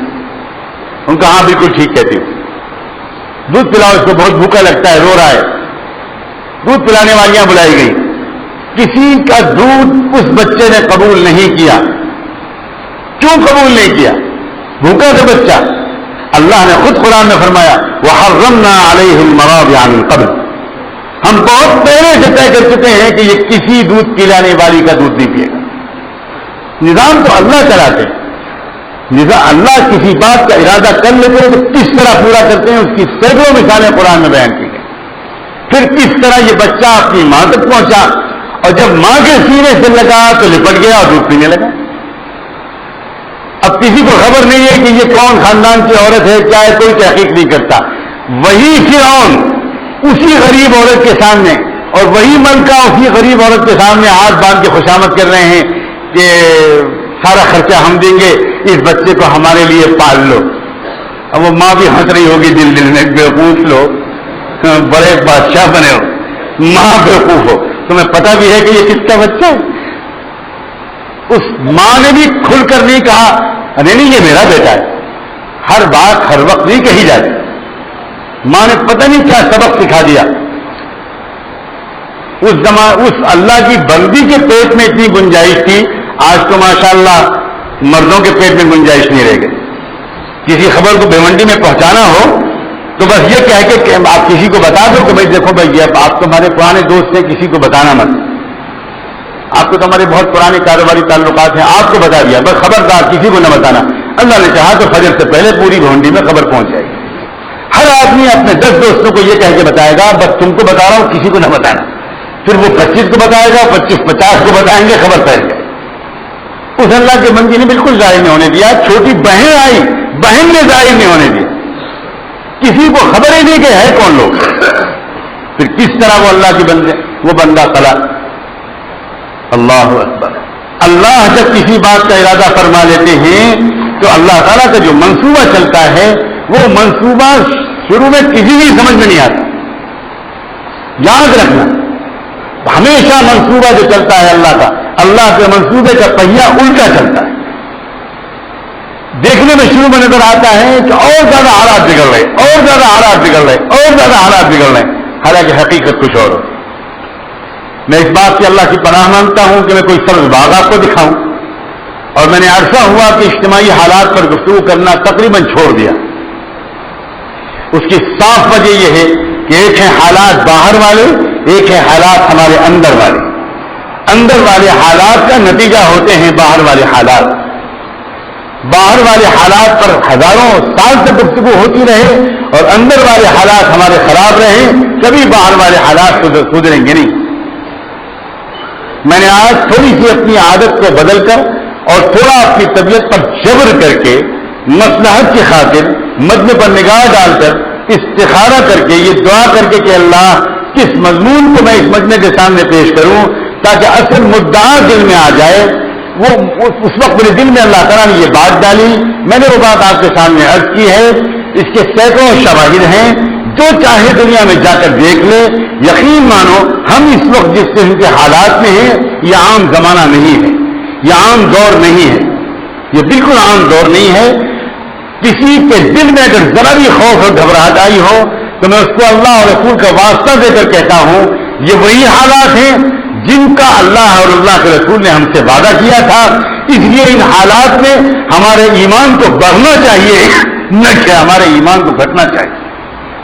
صحابہ کرام کے سامنے جب سارے دشمنوں کے لشکر چاروں طرف سے گھیر لیا ہم کو اور چاروں طرف سے متحدہ محاذ بنا کر حملہ ہوا مدینہ منورہ پر، اور اس وقت جب لوگوں نے ان سے کہا کہ ان الناس قد جمعوا لكم، جب انہوں نے دیکھا کہ چاروں طرف سے عجیب عجیب طاقتیں اکٹھا ہو کر آ گئی، حملہ آور ہو گئی. فلما راوا الاحزاب، جب انہوں نے دیکھا اتحادی فوجوں کو دیکھا، ساری دنیا کے یہ سارے عرب جزیرہ عرب کے لوگ متحد ہو کر آ گئے. کہاں مکے کے قریش، کہاں خیبر اور تبوک و مدینے کے یہودی، کہاں بنو خزاعہ، کہاں بنو غطفان، کہاں اوس اور خزرج، کہاں بنو قریظہ، کہاں بنو قینقاع، کہاں بنو نضیر، کہاں بنو عوف، کہاں قریش کے لوگ، یہ سب اکٹھا ہو کے آ گئے. جب انہوں نے دیکھا یہ سب تو ان کا تاثر کیا تھا، ان کا ریئیکشن کیا تھا؟ ان کا ریئیکشن یہ تھا قالوا هذا ما وعدنا الله ورسوله، یہی تو وہ حالات ہے جو ہمیں اللہ اور اللہ کے رسول نے بتایا تھا کہ ایسا ہوگا. اور اب کیا ہوا؟ ما زادهم الا ایمانا وتسلیما، ان کا ایمان و یقین اور ان کا اطمینان اور بڑھ گیا. جو کہا تھا اللہ اور اللہ کے رسول نے وہ سب پورا ہوتا جا رہا ہے. لہذا اللہ کی جو آخری مدد آئے گی اور جو ہم کو غلبہ ملے گا اور شہادت کے نتیجے میں جو ہم کو جنت ملے گی، اللہ کے وہ وعدے بھی پورے ہو کے رہیں گے. لہذا پریشانی کی کوئی بات نہیں. ایمان والوں کا تاثر حالات کو دیکھ کر کچھ اور ہوتا ہے، شک والوں کا تاثر کچھ اور ہوتا ہے. آخرت کو سامنے رکھ کر جینے والوں کا تاثر کچھ اور ہوتا ہے. دنیا کو سامنے رکھ کر جینے والوں کا تاثر کچھ اور ہوتا ہے. ادھرنے لگتے ہیں، گھبرانے لگتے ہیں، چلانے لگتے ہیں، چیخنے لگتے ہیں، مخلوق کو پکارنے لگتے ہیں. جو کچھ بھی اب جن حالات میں ہم جی رہے ہیں یہ سب وہ ہیں جن کے بارے میں رحمت دو عالم سیدنا محمد رسول اللہ صلی اللہ علیہ وآلہ وسلم نے اپنی پاک حدیثوں میں صاف خبر دی. اور یہی وہ حالات ہیں جن کا اللہ تعالیٰ نے قرآن مجید میں ذکر فرمایا. کئی صورتوں میں انہی حالات کی طرف اشارے موجود ہیں. کوئی اچانک یہ حالات ہم پر نہیں آ رہے. آپ ذرا غور تو کریں کتنی باریک تفصیلات تک بیان کر دی ہیں اللہ کے رسول صلی اللہ علیہ وسلم. آپ نے ایک حدیث میں جو صحیح سند کے ساتھ سنن ابی داؤد میں امام مسلم رحمۃ اللہ نے اپنی صحیح مسلم میں روایت کی ہے، آپ نے اس حدیث میں ارشاد فرمایا کہ منعت العراق قفیر رہا و بر رہا، عراق کی ناکہ بندی کر دی جائے گی، عراق کی کرنسی بند کر دی جائے گی، عراق کا غلہ بند کر دیا جائے گا، عراق کا چاروں طرف سے گھیر لیا جائے گا، عراق میں کوئی غلے کا دانہ نہیں جا پائے گا. یہ تک آپ نے واضح طور پر فرمایا. اس کے بعد آپ نے اس کے آگے فرمایا اس کے بعد باری آئے گی مصر کی، اس کے بعد باری آئے گی شام کی، اس کے بعد باری آئے گی مصر کی. یہاں تک ہوا حدیث میں صاف موجود ہے کہ صحابہ کرام نے اللہ کے رسول سے پوچھا من یا رسول اللہ، من یا رسول اللہ، اے اللہ کے رسول یہ سارے ظلم کے پہاڑ جو عراق پر جو توڑیں گے اور شام پر توڑیں گے، شام کا مطلب فلسطین، شام کا پورا علاقہ وہی ہے جس کو آج فلسطین، اردن، لبنان ان سب میں بانٹ دیا گیا. آپ نے صاف فرمایا تھا عراق کی سب سے پہلے باری آئے گی، اس کے بعد شام کی باری آئے گی، اس کے بعد مصر کی باری آئے گی. کون لوگ کریں گے؟ آپ نے فرمایا الروم. 6-7 حدیث کی صحیح کتابوں میں یہ روایت موجود ہے. یعنی رومنز کریں گے، یورپینز کریں گے، وہ لوگ کریں گے یہ سارا. یہ سب کچھ حضور پاک بتا چکے. بہت مراحل بھی اور آئیں گے میرے بھائیوں اور دوستوں عزیزوں.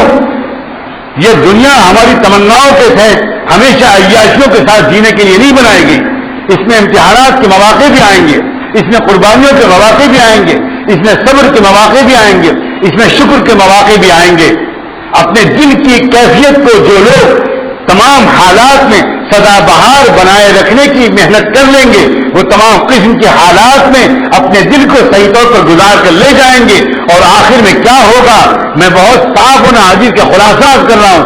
آخر میں یہ ہوگا کہ پھر جن لوگوں نے اپنے دلوں کو پاک صاف کر لیا ہوگا، جنہوں نے اپنی جان و مال کو اللہ کے لیے قربان کیا ہوگا، جنہوں نے اپنے دامن کو گناہوں سے بچایا ہوگا، جو تقوی والے ہوں گے، جن کے نفس کا تزکیہ ہوا ہوگا، جو صفات اسلامی، ایمانی اور احسانی لوگ ہوں گے، جن کا نمازوں میں دھیان جمتا ہوگا، جو ہمت والے ہوں گے، جو صبر و شکر والے ہوں گے، جن کے دل کی کیفیت درست ہوگی، جن کے دل میں خوف اور غم نکل چکا ہوگا، جو اللہ کے دوست بن چکے ہوں گے، جن کے دل دنیا سے اٹکنے کے بجائے جنت میں اٹکے ہوئے ہوں گے، ان سب کو پوری دنیا سے اللہ تعالیٰ جمع کر دیں گے. اور وہ وقت وہ ہوگا جب اللہ تعالیٰ عیسیٰ علیہ السلام کو دنیا میں بھیجیں گے، اور پھر اللہ تعالیٰ اپنے اہل بیت میں سے ایک شخص کو ظاہر کریں گے، اور پھر اس کے ذریعے سے اللہ تبارک و تعالیٰ اس امت کو منظم کر کے اس طور پر دنیا کے اندر تبدیلی لائیں گے کہ وہ پوری دنیا جس کا چپا چپا ظلم سے بھر چکا ہوگا،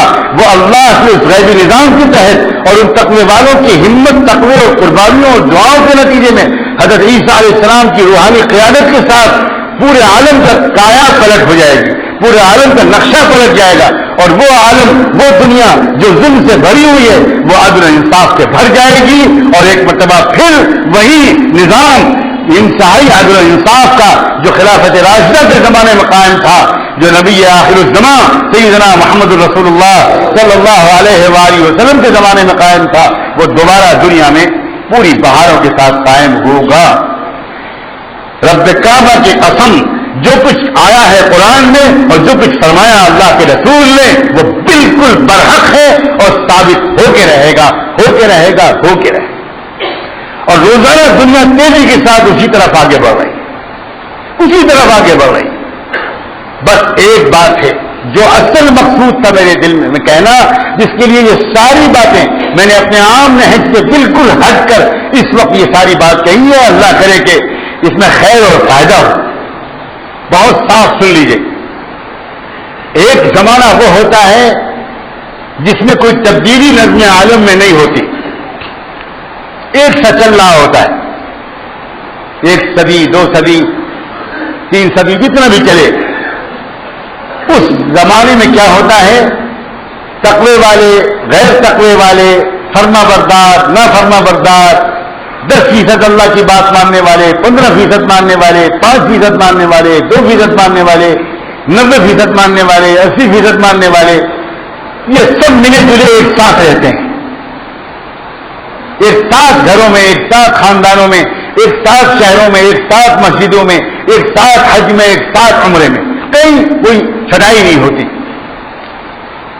اور پھر جب وقت آتا ہے حق کی فتح کا، جب وقت آتا ہے انصاف کے نظام کو قائم کرنے کا، جب وقت آتا ہے نظم عالم کی تبدیلی کا، تو وہ وقت خوشی کا تو ہوتا ہے، مگر ایک پہلو بتاؤں، اللہ اکبر، وہ وقت ہوتا ہے چھٹائی کا. کیا ہوتا ہے؟ اللہ اس ملے جلے پورے معاشرے کے ساتھ، اس پورے ملے جلے معاشرے کو لے کر کبھی بھی حق کو غالب نہیں کرتا، بلکہ ہوتا یہ ہے کہ اللہ تعالیٰ چھانٹتا ہے ان میں سے چھانٹتا ہے. اور جو اللہ کے معیار کے مطابق، اے اللہ اس لفظ پر اپنے غضب کی نگاہوں سے ہم لوگوں کو مت دیکھیے گا، بلکہ توفیق اور رحمت کی نگاہوں سے دیکھیے گا. اللہ اپنے معیار پر جن بندوں کو دیکھتے ہیں، جن بندیوں کو پاتے ہیں، جن بندوں کو پاتے ہیں کہ ان میں وہ تقویٰ ہے جو میں چاہتا ہوں، ان میں جو مجھ سے محبت جو میں چاہتا ہوں وہ ہے. یہ وہ لوگ ہیں جو دن میں اور رات میں اللہ کو یاد کرتے ہیں, جو ہر وقت غافل نہیں رہتے, جو حلال اور حرام میں فرق کرتے ہیں, جن کے دل میرے سامنے جھکے ہوئے ہیں, جن میں غرور نہیں, جن میں تکبر نہیں, جن میں بے حیائی نہیں, جن میں بدکاریاں نہیں, جن میں جھوٹ نہیں, جن میں ظلم نہیں, بلکہ جن کے اندر نیکیاں آ گئی, جن کے اندر اللہ سے تعلق آ گیا. یہ لوگ ان کو چھانٹتے ہیں, ایسے افراد کو چھانٹتے ہیں, اور ان افراد کو لے کر اور ان کو اپنے مقبول بندوں کے ساتھ کھڑا کر کے ان کے ذریعے سے اللہ تعالیٰ نظم عالم میں تبدیلی برپا کر دیتے ہیں. اور باقی مجمع جو ہوتا ہے اللہ کی پناہ, اس کے بارے میں کہنے کی ہمت میرے اندر نہیں ہے کہ وہ کہا جاتا ہے. میرے عزیز بھائیوں, یہ عام زمانہ نہیں ہے جس میں ہم اور آپ جی رہے ہیں. یہ عام زمانہ نہیں ہے, برف پلٹنے والا ہے. نظم عالم میں تبدیلی کی طرف تیزی سے دنیا کے حالات لے جائے جا رہے ہیں. اور جب نظم عالم میں تبدیلی کا وقت آئے گا تو بدر والوں کی طرح اللہ 313 کو چھانٹے گا. اللہ اکبر, چھٹائی کا وقت ہوگا. اور یہ چھٹائی اس سے پہلے بھی ہو چکی ہے. یہ کوئی اتفاقی واقعہ نہیں تھا بدر میں. بنو اسرائیل میں یہ زندگی کا ایک واقعہ اللہ تعالیٰ نے قرآن مجید میں بیان فرمایا ہے. پوری بات کو بیان کروں گا تو بہت لمبی بات ہو جائے گی. خلاصہ بیان کرتا ہوں کہ بنو اسرائیل کی زندگی میں بھی 4 دور تھے. ان کے چوتھا دور جو تھا وہ اسی کے طرح کا تھا جیسے ہماری زندگی کا آج کا چوتھا دور چل رہا ہے. ذلت, بے سہارا پن, پوری دنیا میں بے وزنی, بہت عجیب و غریب مظلومیت اور مقہوریت اور بے بسی اور لاچاری کا دور تھا بنو اسرائیل پر. پھر جب اللہ تعالیٰ نے ان کے اندر سے ان کے دور میں تبدیلی کرنے کا فیصلہ فرمایا, ان کے حالات کو بدلنے کا فیصلہ فرمایا, تو ان کے اندر کچھ لوگوں کے اندر ایک بہادری کا جذبہ, ایک غیرت کا جذبہ ڈالا, تعلق مع اللہ ڈالا, اور وہ آگے بڑھے اور نکلے. اور پھر کیا ہوا, چلی تو تھی بھیڑ, لیکن جب بھیڑ چلی حضرت طالوت کے ساتھ, تو جب وقت آیا اس فتح کا تو حضرت طالوت نے اپنی اس پوری قوم سے کہا ان اللہ مبتلیکم بنہر. یاد رکھنا, اب آگے ہم بہت دیر سے چلے آ رہے ہیں, شدید گرمی کا عالم ہے, سب کو پیاس لگی ہوگی.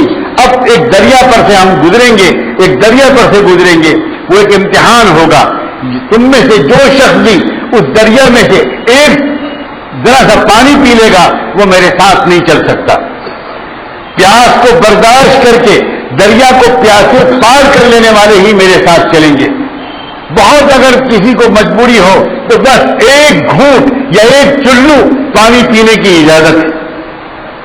آپ سوچیں ذرا, پیاس کی شدت میں نہ پینا بعض وقت آسان ہوتا ہے ایک چلو پی کر ہٹا دینے کے مقابلے.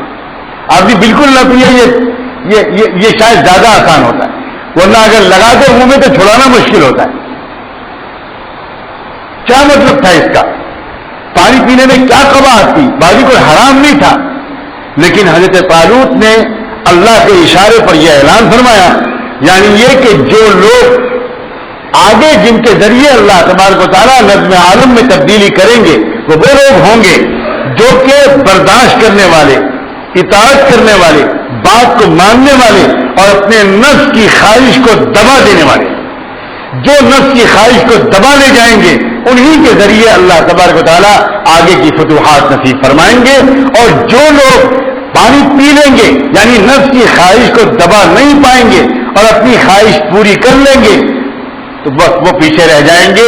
وہ کہاں جائیں گے اللہ بہتر جانے, لیکن جن کے ذریعے فتح ہوگی وہ وہی لوگ ہوں. زمانہ جس طرف آگے بڑھ رہا ہے, اللہ کرے کہ اس بات سے ہمارا آپ چونکیں. ڈر یہ لگ رہا ہے کہ پتہ نہیں کس وقت وہ وقت آ جائے جبکہ اللہ تعالیٰ کی طرف سے یہ بات طے ہو جائے کہ بھائی چھٹے ہوئے فلاں یہ ایمان والے, یہ ہیں صفات والے. انہوں نے اپنے اوپر محنت کی, اپنے نفس کو دبایا, اپنے نفس کا تزکیہ کیا. یہ خواہشات پر چلنے والے لوگ نہیں, انہوں نے اپنے نفس کی مخالفت کی ہے, اپنے نفس کو دبایا ہے, اپنے نفس کو اللہ کے حکم کی وجہ سے نفس کے دبانے کی مشق کر کے آئے ہیں یہ لوگ. یہ تو آئیں گے عیسیٰ علیہ السلام کے ساتھ, اور باقی وہ لوگ جن کی زندگی گزر رہی ہے نفس کی خواہشات کی پوجا کرنے میں, نفس پرستی کے پرستار بن گئے ہیں وہ, اور وہ ہر وہ کام کرتے ہیں جس کا ان کو دل چاہتا ہے, اپنے آپ کو روک نہیں پاتے, تھام نہیں پاتے. وہ سب جائیں دجال کے ساتھ. وہ وقت آ رہا ہے میرے بھائیوں, میں عام قسم کا بیان کرنے کے لیے نہیں حاضر ہوا, ایک چوکانے کے لیے حاضر ہوا ہوں، متنبع کرنے کے لیے حاضر ہوا ہوں، ایک بات کی طرف توجہ دلانے کے لیے حاضر ہوا ہوں. خدا کے لیے اس کو وقتی تقریر مت سمجھیے گا، وقتی تقریر مت سمجھیے گا. ایک لمحہ دیر کرنے کی گنجائش نہیں ہے. فوری طور پر اللہ اس امت میں سارے مردوں اور عورتوں کو توبہ کرنے کی توفیق، فوری طور پر بلا تاخیر ہر شخص تیار رہے. پتہ نہیں کس وقت بلاوا آ جائے، پتہ نہیں کس وقت کون سی ندا آ جائے، پتہ نہیں کس وقت کیا اعلان آ جائے، پتہ نہیں کس وقت ہماری موت کا وقت آ جائے. ہم ہر وقت تیار ہیں. اور اسی لیے یہ بات کہی جاتی ہے خدا کے بندو ٹالو مت. مسئلہ کیا ہے؟ مسئلہ ہے وہی دل کا. جو اللہ کے بندے بھی اپنے دل کو سنوار لیں گے. دیکھو دل کی حالت اگر ٹھیک ہوتی ہے تو وہ انسان ہر حال میں اس حال کے مطابق صحیح کیفیت کے ساتھ اس حال کو گزار لیتا ہے. اگر دل کی کیفیت ٹھیک ہے اور خوشی کی کوئی بات ملتی ہے تو بندے کی کیفیت شکر کی ہو جاتی ہے. اس کے منہ سے بڑے بول نہیں نکلتے، دعویٰ نہیں کرتا، غرور اور گھمنڈ کی کوئی بات اس کے اندر سے نہیں نکلتی، بلکہ وہ جھک کر کہتا ہے کہ میرے اللہ یہ نعمت آپ نے مجھ کو دی ہے، یہ میرے زور بازو کی کمائی نہیں ہے. اور جب کوئی پریشانی آتی ہے، کوئی حادثہ آتا ہے، کوئی آزمائش آتی ہے، تو جس کے دل کے اندر اللہ سے تعلق جڑا ہوا ہے وہ مایوس نہیں ہوتا، وہ گھبراتا نہیں، بالکل نہیں گھبراتا، بلکہ یہ سمجھ کر کہ میرے اللہ یہ آپ کی طرف سے بھیجا ہوا حال ہے، یہ آپ کی طرف سے بھیجا ہوا امتحان ہے، خوشحالی بھی امتحان ہے اور یہ تکلیف بھی امتحان ہے.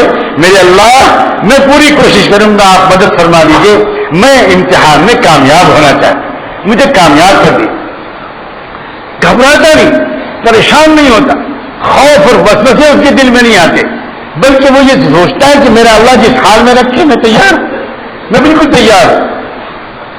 اگر کسی کے دل کی کیفیت ٹھیک ہوئی تو ان امتحانوں کے دنوں میں جو اب تیزی کے ساتھ چل پڑے ہیں اور شاید کوئی کچا پکا گھر بچے جہاں وہ امتحان کے تھپیڑے نہ پہنچے، کوئی گھر نہیں بچے گا.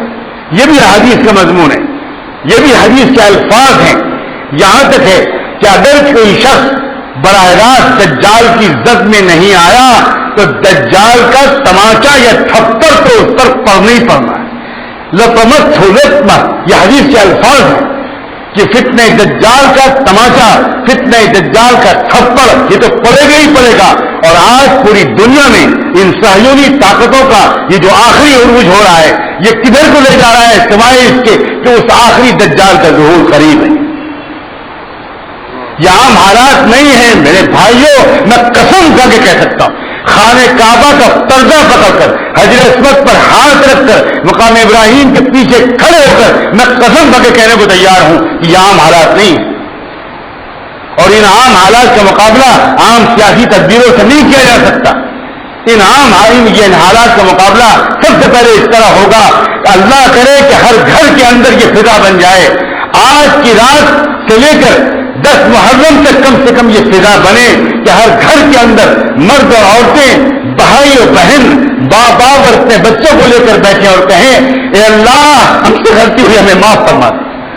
گھروں کے اندر توبہ کا مذاکرہ کیجیے، گھروں کے اندر جو ننھے منھے معصوم بچوں کو لے کر بیٹھیے اور فوراً فیصلہ کیجیے ہمارے گھر میں جتنی چیزیں اللہ کے حکم کے خلاف ہو رہی تھی اب نہیں ہوں گی، بہت ہو گیا میرے اللہ معاف کر دی، معاف کر دی. کب ہم کو ہوش آئے، کب ہوش آئے گا پتہ نہیں. روز نئے فتنے آ رہے ہیں، ہم اخبار پڑھتے ہیں رکھ دیتے ہیں. کسی نے لاہور پڑھا رکھ دیا، کسی نے ناللہ پڑھا رکھ دیا، کسی نے چائے کے گلاس پر ہوٹل میں بیٹھ کے تبصرے کیے اور رکھ دیا. کیا بے حسی ہے، کیا ہو گیا ہمارے دلوں کو میرے عزیزوں. سب سے پہلا کام یہ ہے کہ سب سے پہلے یہ دیکھیں اگر اس وقت میں، اگر آج کی تاریخ میں اگر اس وقت سچ کا پکار لگ گئی اور معلوم ہوا کہ باب اللطف پر عیسیٰ علیہ السلام اتر گئے تو کون ہے جو عیسیٰ علیہ السلام کے بعد جانے کی ہمت کرے گا؟ کس کو قبول فرمائیں گے اللہ تعالیٰ؟ کس کو قبول فرمائیں گے؟ ہم جیسے فاسقوں فاجروں کو گھسنے دیا جائے گا؟ لوگوں اپنے اپنے شہروں کا کیا ذکر ہے، ہمارے اور آپ کے شہروں کا احادیث میں اشارات آئے ہیں کہ دجال جب سفر شروع کرے گا تو جب حملے اس کے ہوں گے تو بڑھتے بڑھتے وہ مدینے پر حملہ کرنے کی کوشش کرے گا، لیکن مدینے کے اندر داخل نہیں ہو پائے گا، مدینہ منورہ کے باہر روک دیا جائے گا اور وہاں سے وہ آواز لگائے گا تو میں یہ کہتے ہوئے کانپ رہا ہوں، اگر ترمذی اور ابن ماجہ کی حدیث نہ ہوتی اور محدثین نے اس کو صحاح کے درجے میں شمار نہ کیا ہوتا تو میں آپ کے سامنے بیان نہ کرتا۔ اس حدیث کے صاف الفاظ ہے کہ دجال مدینے کی سرحد پر پہنچ کر آواز لگائے گا اور پھر کیا ہوگا، مدینہ منورہ سے 70,000 منافقین نکل کر دجال کے ساتھ شامل ہو جائیں گے۔ اگر مدینہ منورہ سے 70,000 منافقین نکلیں گے تو میرے اور آپ کے شہروں سے کتنے نکلیں گے؟ کیا ہوگا ہمارا آپ کا؟ لوگوں، خدا کے بندوں، بات سمجھو۔ میں اعتراف کرتا ہوں کہ میں حالات میں شدت تاثر کی وجہ سے پوری بات کو شاید اس مرتب انداز سے نہیں کہہ سکا جیسے کہنا چاہیے، لیکن جب آگ لگی ہو تو خطابت نہیں ہوتی، تقریر نہیں ہوتی، ترتیب نہیں دیکھی جاتی، پھر تو پاگلوں کی طرح چلانا پڑتا ہے، آگ لگی ہے، آگ لگی۔ انتظار مت کرو، مت ڈالو، خدا کے بندوں مت کرو۔ اگر آپ میں سے کوئی سمجھتا ہو کہ مجھے توبہ کی ضرورت نہیں ہے تو بہت مبارک۔ آپ میں سے کوئی سمجھتا ہو کہ نہیں ہم تو پورے مسلمان ہیں، ہمیں کوئی کمی نہیں ہے، تو بھائی وہ جانے اور اس کا اللہ جانے۔ ہم کیا بتائیں آپ سے کمی؟ اگر آج اللہ تعالیٰ نے اٹھا لیا اور اللہ تعالیٰ نے حساب دینا شروع کر دیا تو میں زندگی کے حساب سے دور کی بات ہے، اپنی زندگی کے 1 گھنٹے کا بھی حساب نہیں دے پاؤں۔ بڑی غفلت میں زندگی گزر رہی ہے ہماری، بڑی غفلت میں زندگی گزر رہی۔ اتنا وقت گزر گیا، کسی کی عمر 50 سال کی ہو گئی، کسی کی 40 سال کی ہو گئی، کسی کی 60 سال کی ہو گئی۔ کلیجے پہ ہاتھ رکھ کے بتاؤ، کسی نے اپنے گھر میں بیٹھ کر اپنی بیوی بچوں کے ساتھ ایک مرتبہ بھی یہ تذکرہ کیا ہے کہ کیا اس گھر میں ہم لوگ سب اللہ کی شریعت اور اللہ کے محبوب کی سنتوں کے مطابق جی رہے ہیں؟ کس کے گھر میں یہ تذکرے ہوئے ہیں؟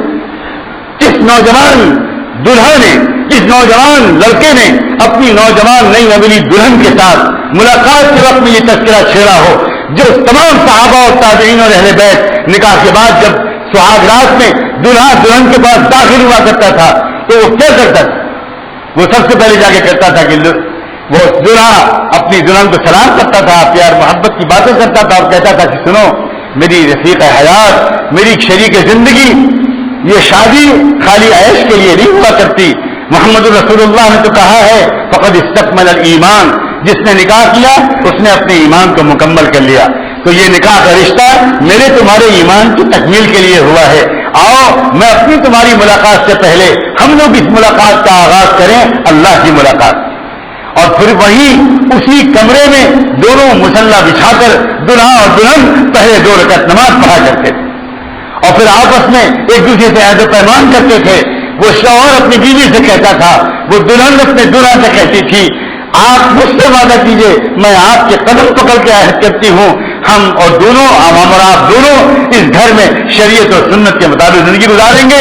کبھی مجھ سے دور ہونے لگے، کبھی مجھ سے نماز میں قائل ہونے لگے، کبھی مجھ سے کوئی سنت چھوٹنے لگے تو میرے سرکار آپ میری رعایت مت کیجیے گا، مجھے ٹوک دیجیے گا، اور کون ہوگا مجھے سنبھالنے والا آپ کے سوا؟ شوہر بھی کہے گا میری بیوی میری محبوب شریک حیات رعایت نہ کرنا، محبت سے اور نہ رکو تو سختی سے مجھے گناہوں سے روکنا۔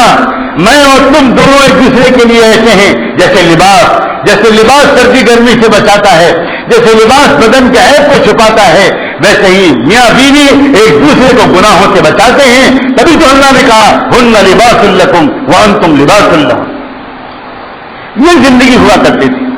خالی مسجد میں کوئی بیان سن لیں، گھروں میں کبھی تذکرہ نہ ہو آخرت کا، کبھی تذکرہ نہ ہو موت کا، کبھی شوہر بیوی سے نہ کہے تیار رہو مرنے کے لیے، میں بھی تیار رہوں مرنے کے لیے۔ کون ہے ہم میں سے جو یہ باتیں کرتا؟ مصنوعی دینداری پر ہم لوگ راضی ہو گئے۔ ہماری غفلت کا حال دوستو یہ ہے کہ ہم قبرستان جاتے ہیں، جنازہ کندھے پر ہوتا ہے، مٹی دے رہے ہوتے ہیں قبر کو، اور اس وقت بھی موبائل سے فون کر کے ون ڈے میچ کا اسکور معلوم کر رہے ہو۔ ہماری غفلت کا عالم یہ ہو گیا۔ وقت قریب ہے، پلٹے جانے والا ہے دنیا کا نظام، بہت دور بالکل نہیں ہے۔ اقترب للناس حسابهم وهم في غفلة معرضون۔ دنیا کے انسانوں کے حساب کتاب کا وقت قریب آ گیا، مگر اللہ کہتا ہے اے میرے بندے یہ مست ہیں، یہ پتہ ہی نہیں کچھ۔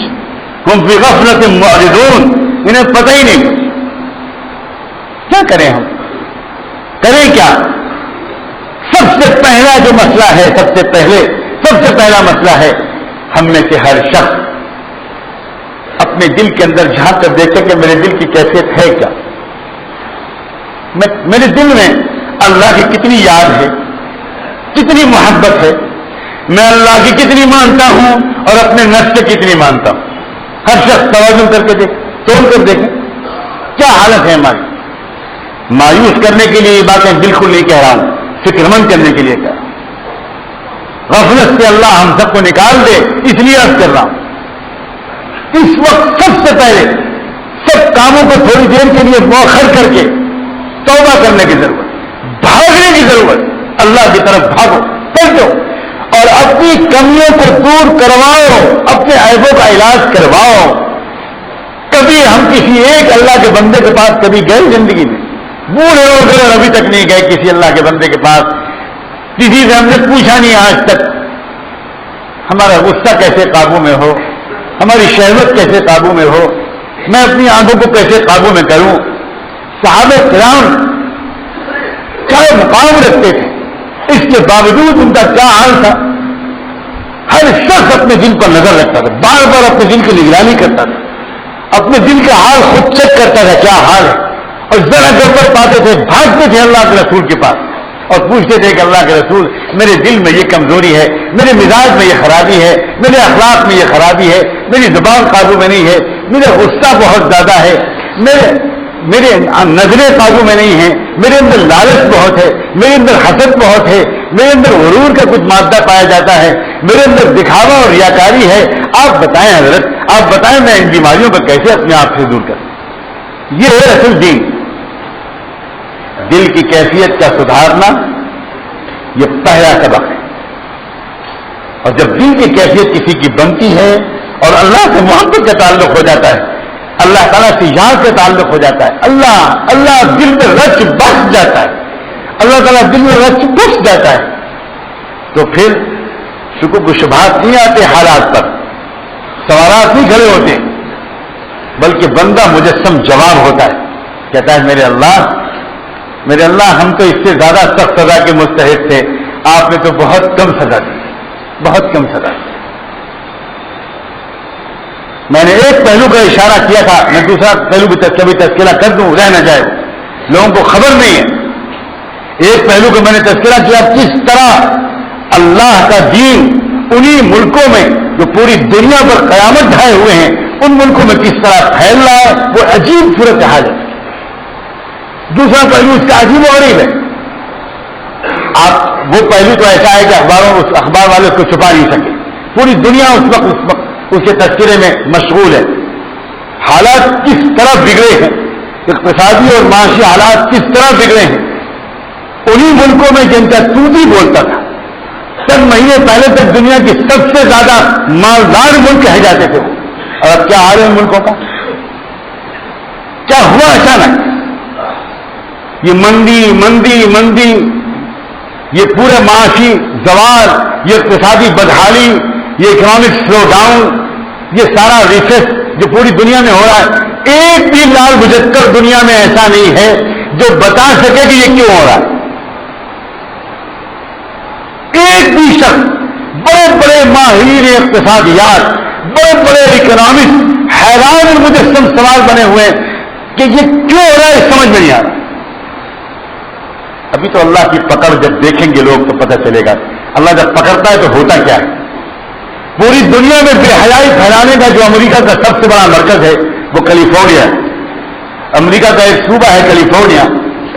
پوری دنیا میں یہ اڑیا فلمیں، بلو فلمیں، ہالی ووڈ انڈسٹری، گے کلچر، ہومو سیکسولیٹی، لڑکے اور لڑکے کا شادی، لڑکی اور لڑکی کا آپس میں جنسی تعلق، کیسے مسجد میں بیٹھ کر بےہودہ باتوں کو بیان کروں.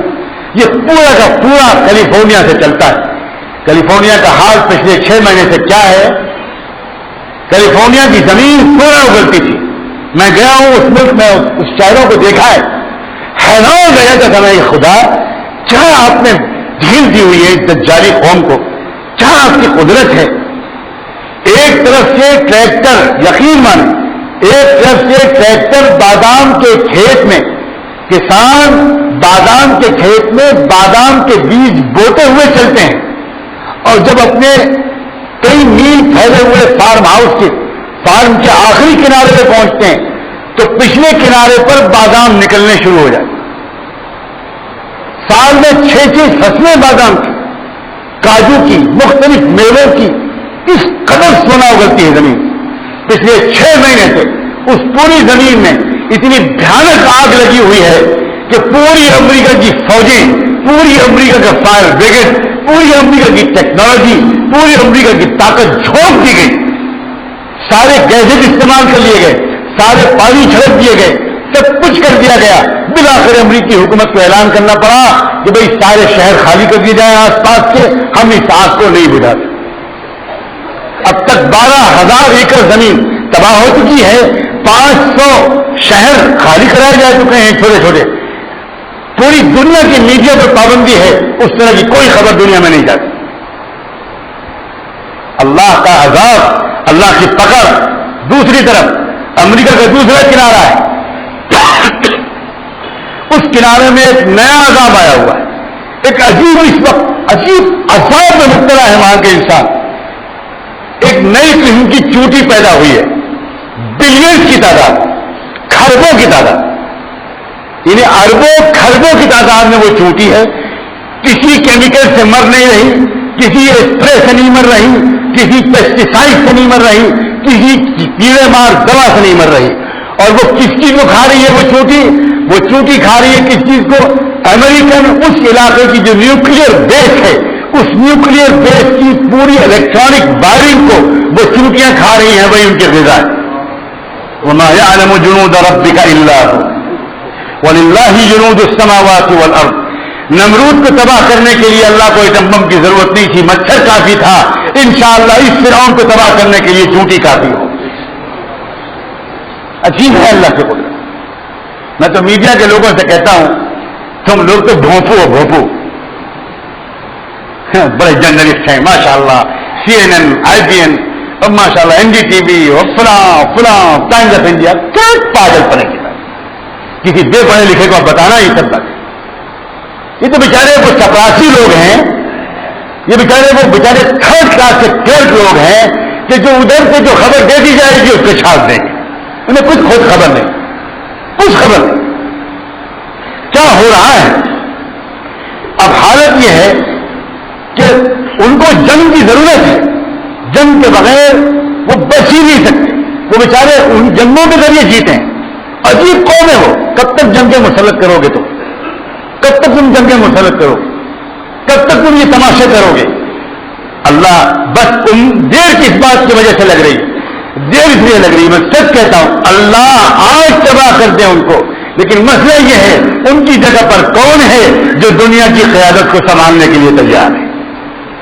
دیر اس لیے لگ رہی ہے کہ کوئی ہے نہیں جو دنیا کا مینجمنٹ سنبھالے۔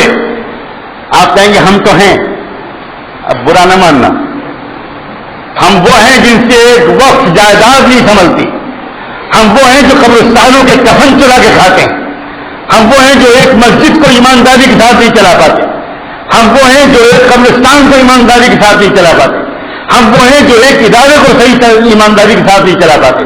ہمارے سپرد اللہ اس دنیا کو کر دے گا ماشاءاللہ، پھر اس کے بعد کیا ہوگا؟ پھر سارے بھتیجے، داماد، بھانجے اور بہو کے نند کے پوتے وہی سب دنیا میں عیش کریں گے، باقی سے بھوکے مریں گے۔ اللہ کیوں دیر لگا رہا ہے؟ کیوں؟ کس چیز کا انتظار ہے؟ اللہ انتظار اس کا ہے اور شکوہ ہم سے ہے۔ مسلمانوں تمہاری ذمہ داری تھی، تمہیں تو ہوش ہی نہیں ہے، تمہیں تو پتہ ہی نہیں کچھ کہ تمہیں کیا بننا تھا، تمہیں کیا صلاحیتیں اپنے اندر پیدا کرنی تھی۔ تم تو قوالیوں میں لگے ہو، تم تو تماشوں میں لگے ہو، تم تو سینہ پیٹ پیٹ کر ماتم کرنے میں لگے ہو۔ کیا طریقہ ہے؟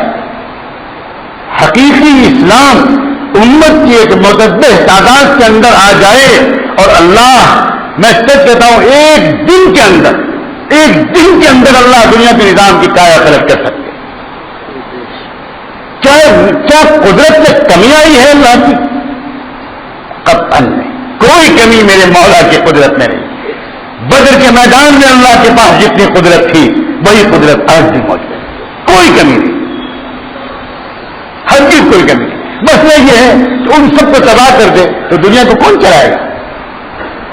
کون چلائے گا دنیا کو؟ آخر دنیا کے مینجمنٹ کے لیے کچھ لوگوں کی ضرورت ہے، کسی قوم کی ضرورت ہے تو دنیا کو سنبھالیں۔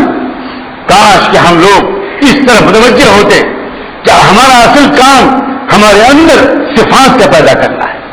اللہ تعالیٰ کس صفت کی بنیاد پر دیا کرتا ہے؟ قرآن نے کہا وَجَعَلْنَاهُمْ أَئِمَّةً يَهْدُونَ بِأَمْرِنَا لَمَّا صَبَرُوا، ہم نے ان لوگوں کو، ہم نے بنو اسرائیل کو، ان کو ہم نے دنیا کا اقتدار کب اور کیوں دیا، کب دیا اور کیوں دیا؟ اس لیے دیا کہ لما صبروا، جب انہوں نے اپنے دل کے اندر صبر کی صفت کو رچا بسا لیا۔ صبر کا کیا مطلب ہوتا ہے؟ صبر کی تین قسمیں، ایک ہے صبر علی الطاعات، یعنی اللہ کے حکموں کے ماننے میں جم جانا، اور ایک ہے صبر علی المشقہ، یعنی ناخوشگوار حالات پر صبر کرنا، برداشت کرنا، قطعاً پیچھے نہ ہٹنا، اور ایک تیسرا ہے صبر عن المعصیہ، نفس گناہ کی طرف بھڑکاتا ہے، ہم نفس کی نہ مانیں اور اپنے آپ کو گناہوں سے روک لیں۔ یہ صبر کی تین قسمیں ہیں۔ جس قوم کے اندر یہ صبر کی تین قسمیں آ جائیں گی، اللہ فرماتے ہیں ہم اس کو نبوت کے نمائندے کے طور پر دنیا کی خلافت دے دیں۔ اگر یہ امت اجتماعی طور پر اپنے بارے میں فیصلہ کرے تو اللہ اجتماعی فیصلہ کرنے کو تیار، انفرادی طور پر کوئی فیصلہ کرے اللہ انفرادی فیصلہ کرنے کو تیار۔ مسئلہ ہے اپنے آپ کو بدلنے کا، اپنے دل کی کیفیت کو بدلنے کا۔ دھوکے میں نہ رہیں کہ ہم بڑے دیندار ہیں، بہت کمیاں ہیں ہمارے اندر، بہت کمیاں ہیں، بہت کمیاں ہیں۔ کبھی ان کمیوں کو سوچیں بیٹھ کر، اپنے دل کی کیفیت کو بہتر بنانے کے لیے کرنا کیا ہوگا؟ وہی جو ہمیشہ سے کیا جاتا ہے۔ کوئی نیا سسٹم بالکل نہیں آئے گا، بدل نیا سسٹم نہیں آئے گا۔ ہمیشہ دیکھو اللہ تعالیٰ نے اس دل کی کیفیت کو ایسا بنایا ہے کہ یہ دو چیزوں سے سب سے زیادہ متاثر ہوتا ہے۔ ایک اللہ کی یاد سے، جب کوئی دل سے اللہ کی یاد کرتا ہے صحیح طریقے کے مطابق، کتاب و سنت کے بتائے ہوئے طریقے کے مطابق، اللہ کا ذکر کرنے سے دل کی چھایا پلٹتی ہے۔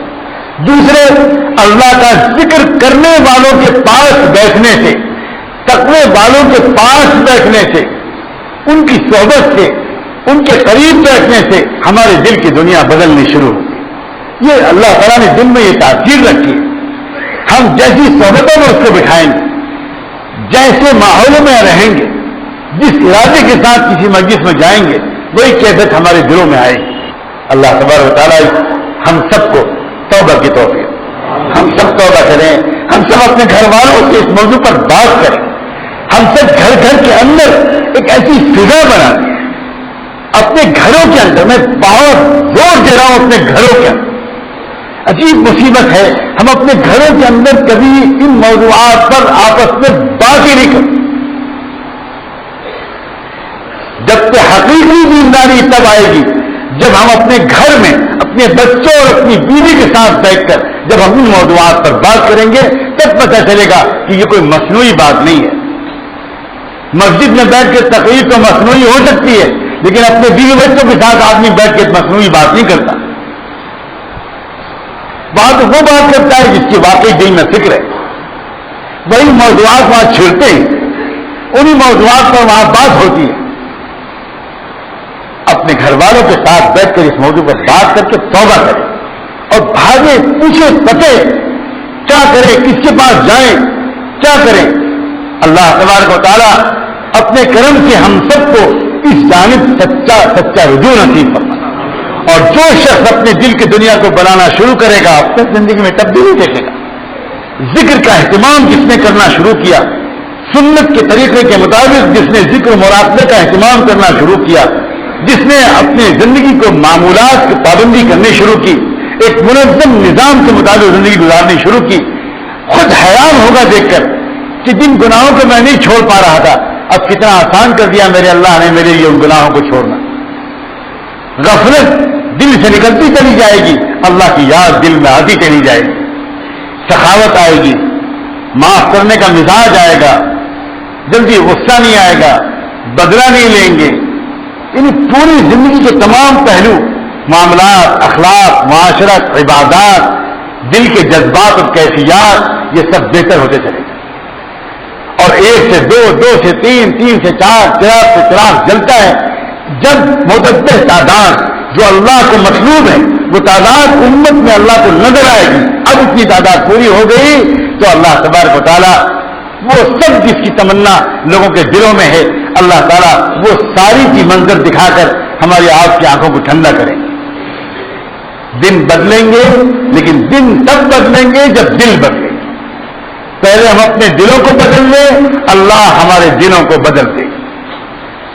ترتیب بالکل یہ ہے کہ پہلے دن بدلے جائیں تب اللہ تعالیٰ دن بدل دے گا. ہم چاہتے ہیں دن پہلے بدل جائیں، دل بدلے یا نہ بدلے. یہ کبھی نہ ہوا ہے نہ کبھی ہوگا.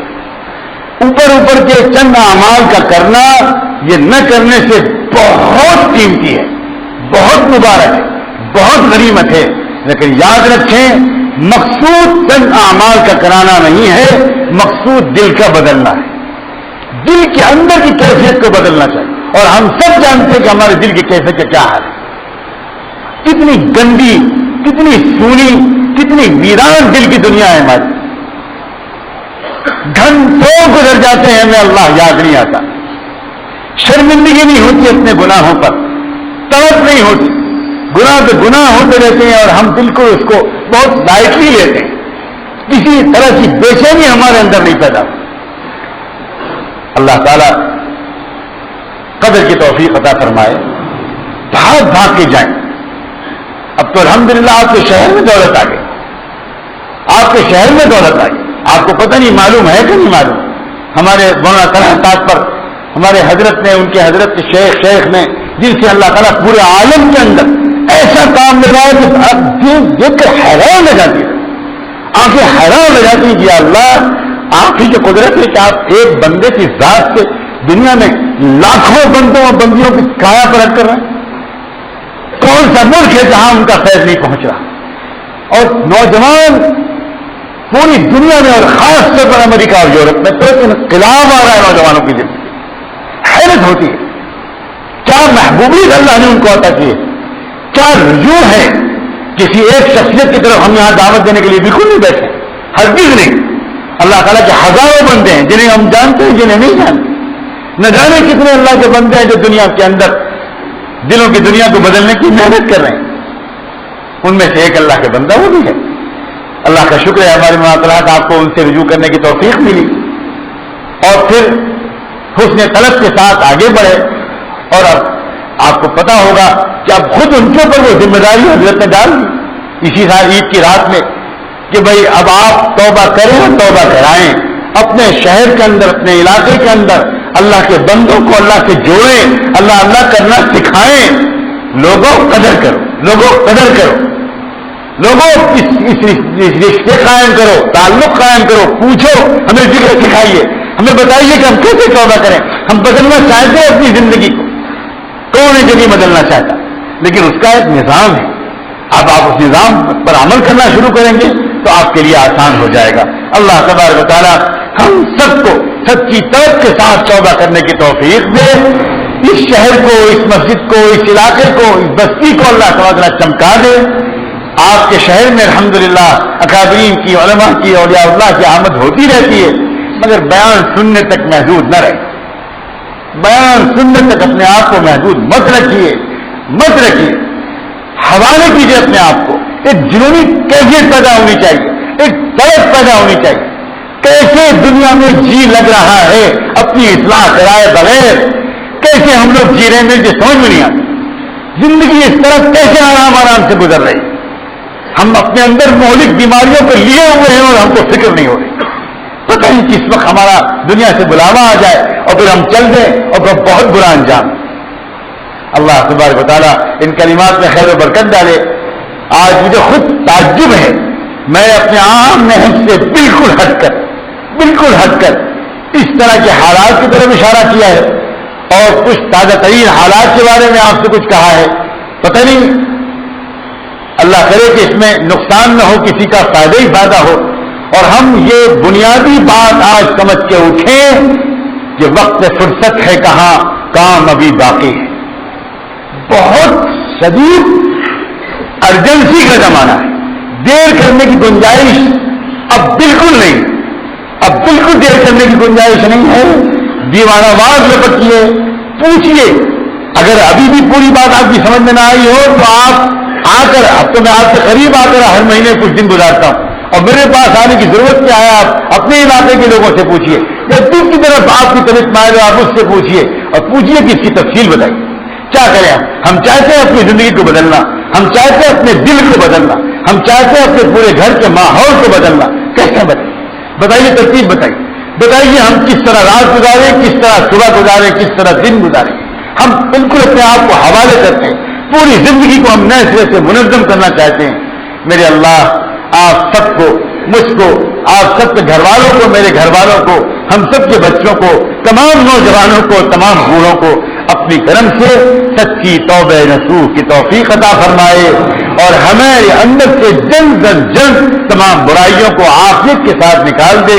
ہمارے دل کی دنیا کے اندر وہ کیفیت پیدا ہو جائے کہ دنیا کے اندر بھی ہم کامیاب ہوں اور آخرت میں بھی ہم کامیاب ہوں. وآخر دعوانا ان الحمد للہ رب العالمین.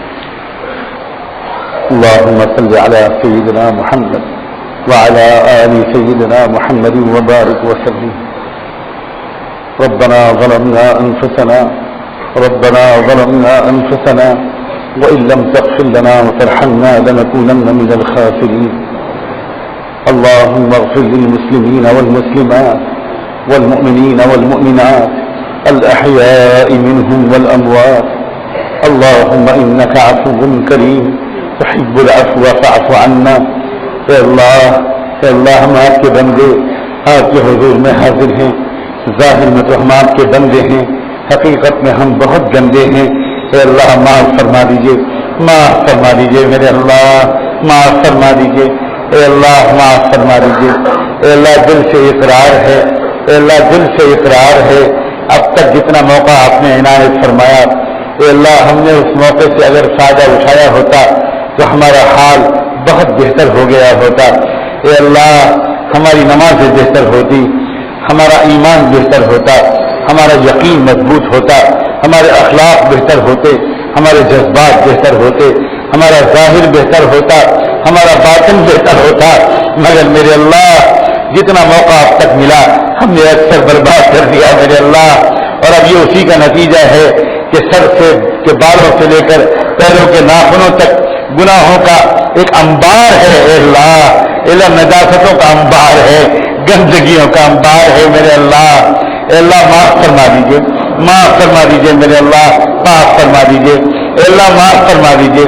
اے اللہ محتاج ہیں, فقیر ہیں, اقرائی مجرم ہیں, آپ سے معافی مانگنے آئے ہیں, معاف فرما دیجیے میرے اللہ, معاف فرما دیجیے. اے اللہ ہم سب کو اپنی اصلاح کی طرف متوجہ فرما دیجیے, اپنی اصلاح کی طرف متوجہ فرما دیجیے. اے اللہ اپنی اصلاح کی طرف متوجہ فرما دیجیے. اے اللہ یہ جو سخت دلی اور غفلت ہے اور ٹال مٹول کا مزاج ہے, اس سے چھٹکارا نصیب فرما دیجیے. اے میرے اللہ, اے اللہ آپ کی شان رحیمی کا واسطہ, آپ کی شان کریمی کا واسطہ, آپ کی شان کریمی کا واسطہ, آپ کی شان رحیمی کا واسطہ آج ہمیں قبول فرما لیجیے. اے اللہ ہمارے ارادے کا بھی اب انتظار نہ فرمائیے, ہمارے پیشانی کے بالوں کو پکڑ کر میرے اللہ ہمیں تقوی کے راستے پر چلا دیجیے, ہمیں توبہ کے راستے پر چلا دیجیے, ہمیں ہدایت کے راستے پر جما دیجیے. اے اللہ اس پورے مجمع کو قبول فرما لیجیے. ہم سب پر محبت کی نظر ڈال دیجیے, ایک نظر ڈال دیجیے میرے اللہ, ایک نگاہ ڈال دیجیے, ایک نگاہ ڈال دیجیے. اے اللہ ایک نظر ڈال دیجیے میرے اللہ. اے اللہ برا نہ مانیے, قبول فرما لیجیے. مان جائیے میرے اللہ, مان جائیے میرے اللہ, مان جائیے, آج مان جائیے میرے اللہ, مان جائیے. ہم آپ کو منانے آئے ہیں میرے اللہ, آپ ناراض ہو گئے ہیں, زمین اور آسمان کے بدلے ہوئے تیور بتا رہے ہیں کہ آپ ناراض ہو گئے ہیں میرے اللہ. اور کب تک ناراض نہ ہوتے, ہم نے بھی کوئی کسر چھوڑی ہے میرے اللہ. اے اللہ ہم نے بھی کوئی کسر چھوڑی ہے, معاف کر دیجیے میرے اللہ, معاف کر دیجیے میرے اللہ, معاف کر دیجیے. ہم کمزور ہیں میرے اللہ, ماحول بہت بگڑ گیا, کیا کرے, ہمارے اندر بھی خرابی, باہر کا ماحول بھی گندا, اے اللہ کچھ چاہتے بھی ہیں تو نہیں کر پاتے، ایک قدم آپ کی طرف آگے بڑھتے ہیں، نفس شیطان 10 قدم ہم کو پیچھے کی طرف دھکیل دیتا ہے میرے اللہ۔ صبح کو توبہ کرتے ہیں، اے اللہ شام ہونے سے پہلے ٹوٹ جاتی ہے، اے اللہ کس کے سامنے رونا روئیں، اے اللہ کس کے سامنے رونا روئیں، اے اللہ کون بچائے گا ہم کو آپ کے سوا، اے اللہ اپنی خاص قدرت استعمال کر لیجئے میرے اللہ، فیصلہ کر دیجئے، فیصلہ کر دیجئے میرے اللہ، فیصلہ کر دیجئے، فیصلہ کر دیجئے، بچا لیجئے میرے اللہ، ہم ہلاکت کے غار میں گرتے چلے جا رہے ہیں، تھام لیجئے میرے اللہ، تھام لیجئے میرے اللہ۔ اے اللہ سمندر میں جو ڈوب رہا ہو، اے اللہ وہ اپنے کو خود نہیں بچا سکتا، جب تک کوئی ہاتھ پکڑ کے نہ کھینچے، جب تک کوئی رسی پھینک کے نہ کھینچے، اے اللہ اپنی رحمت کی رسی ڈال دیجئے میرے اللہ، اے اللہ ڈال دیجئے، اے اللہ ہمارے دلوں کو بدل دیجئے میرے اللہ، ہمارے دل بدل دیجئے، ہمارے دل بدل دیجئے میرے اللہ، اللہ ہمارے دل بدل دیجئے۔ اے اللہ، اے اللہ آپ کے غیر کی عبادت کے لیے لوگ کہیں جائیں اور پھر اس کے بعد جہنم میں جائیں تو بات تو سمجھ میں آتی ہے، لیکن مسجد میں آنے جانے والے جہنم میں جب جلائے جائیں گے تو اللہ کیا منظر قائم ہوگا۔ اے میرے اللہ بچا لیجئے میرے اللہ، اللہ اس دن کی ذلت سے بچا لیجئے، رسوائی سے بچا لیجئے۔ اے اللہ ہم نے اپنے گناہوں کو اے اللہ بہت چھپایا ہے یہاں، اے اللہ آپ نے چھپانے میں مدد کی ہے، ہم نے اپنی ماؤں پر ظاہر نہیں ہونے دیا کہ ہم نے کیا حرکتیں کی ہیں، اور ہمارے باپ نہیں جانتے، ہمارے بھائی بہن نہیں جانتے، ہماری مسجد کے امام اور نمازی نہیں جانتے، ہمارے دوست اور پڑوسی نہیں جانتے۔ قیامت میں جب زنجیروں میں جکڑ کر جہنم میں پھینکے جائیں گے اور ماں دیکھے گی تو کیا کہے گی؟ ماں کہے گی کیا کر کے آئے ہو بیٹے، میں نے تو تجھے عالم بنایا تھا، یہ کیا حرکتیں کر کے آئے ہو؟ بیٹ باپ حیران رہے گا، دوست احباب حیران رہیں گے۔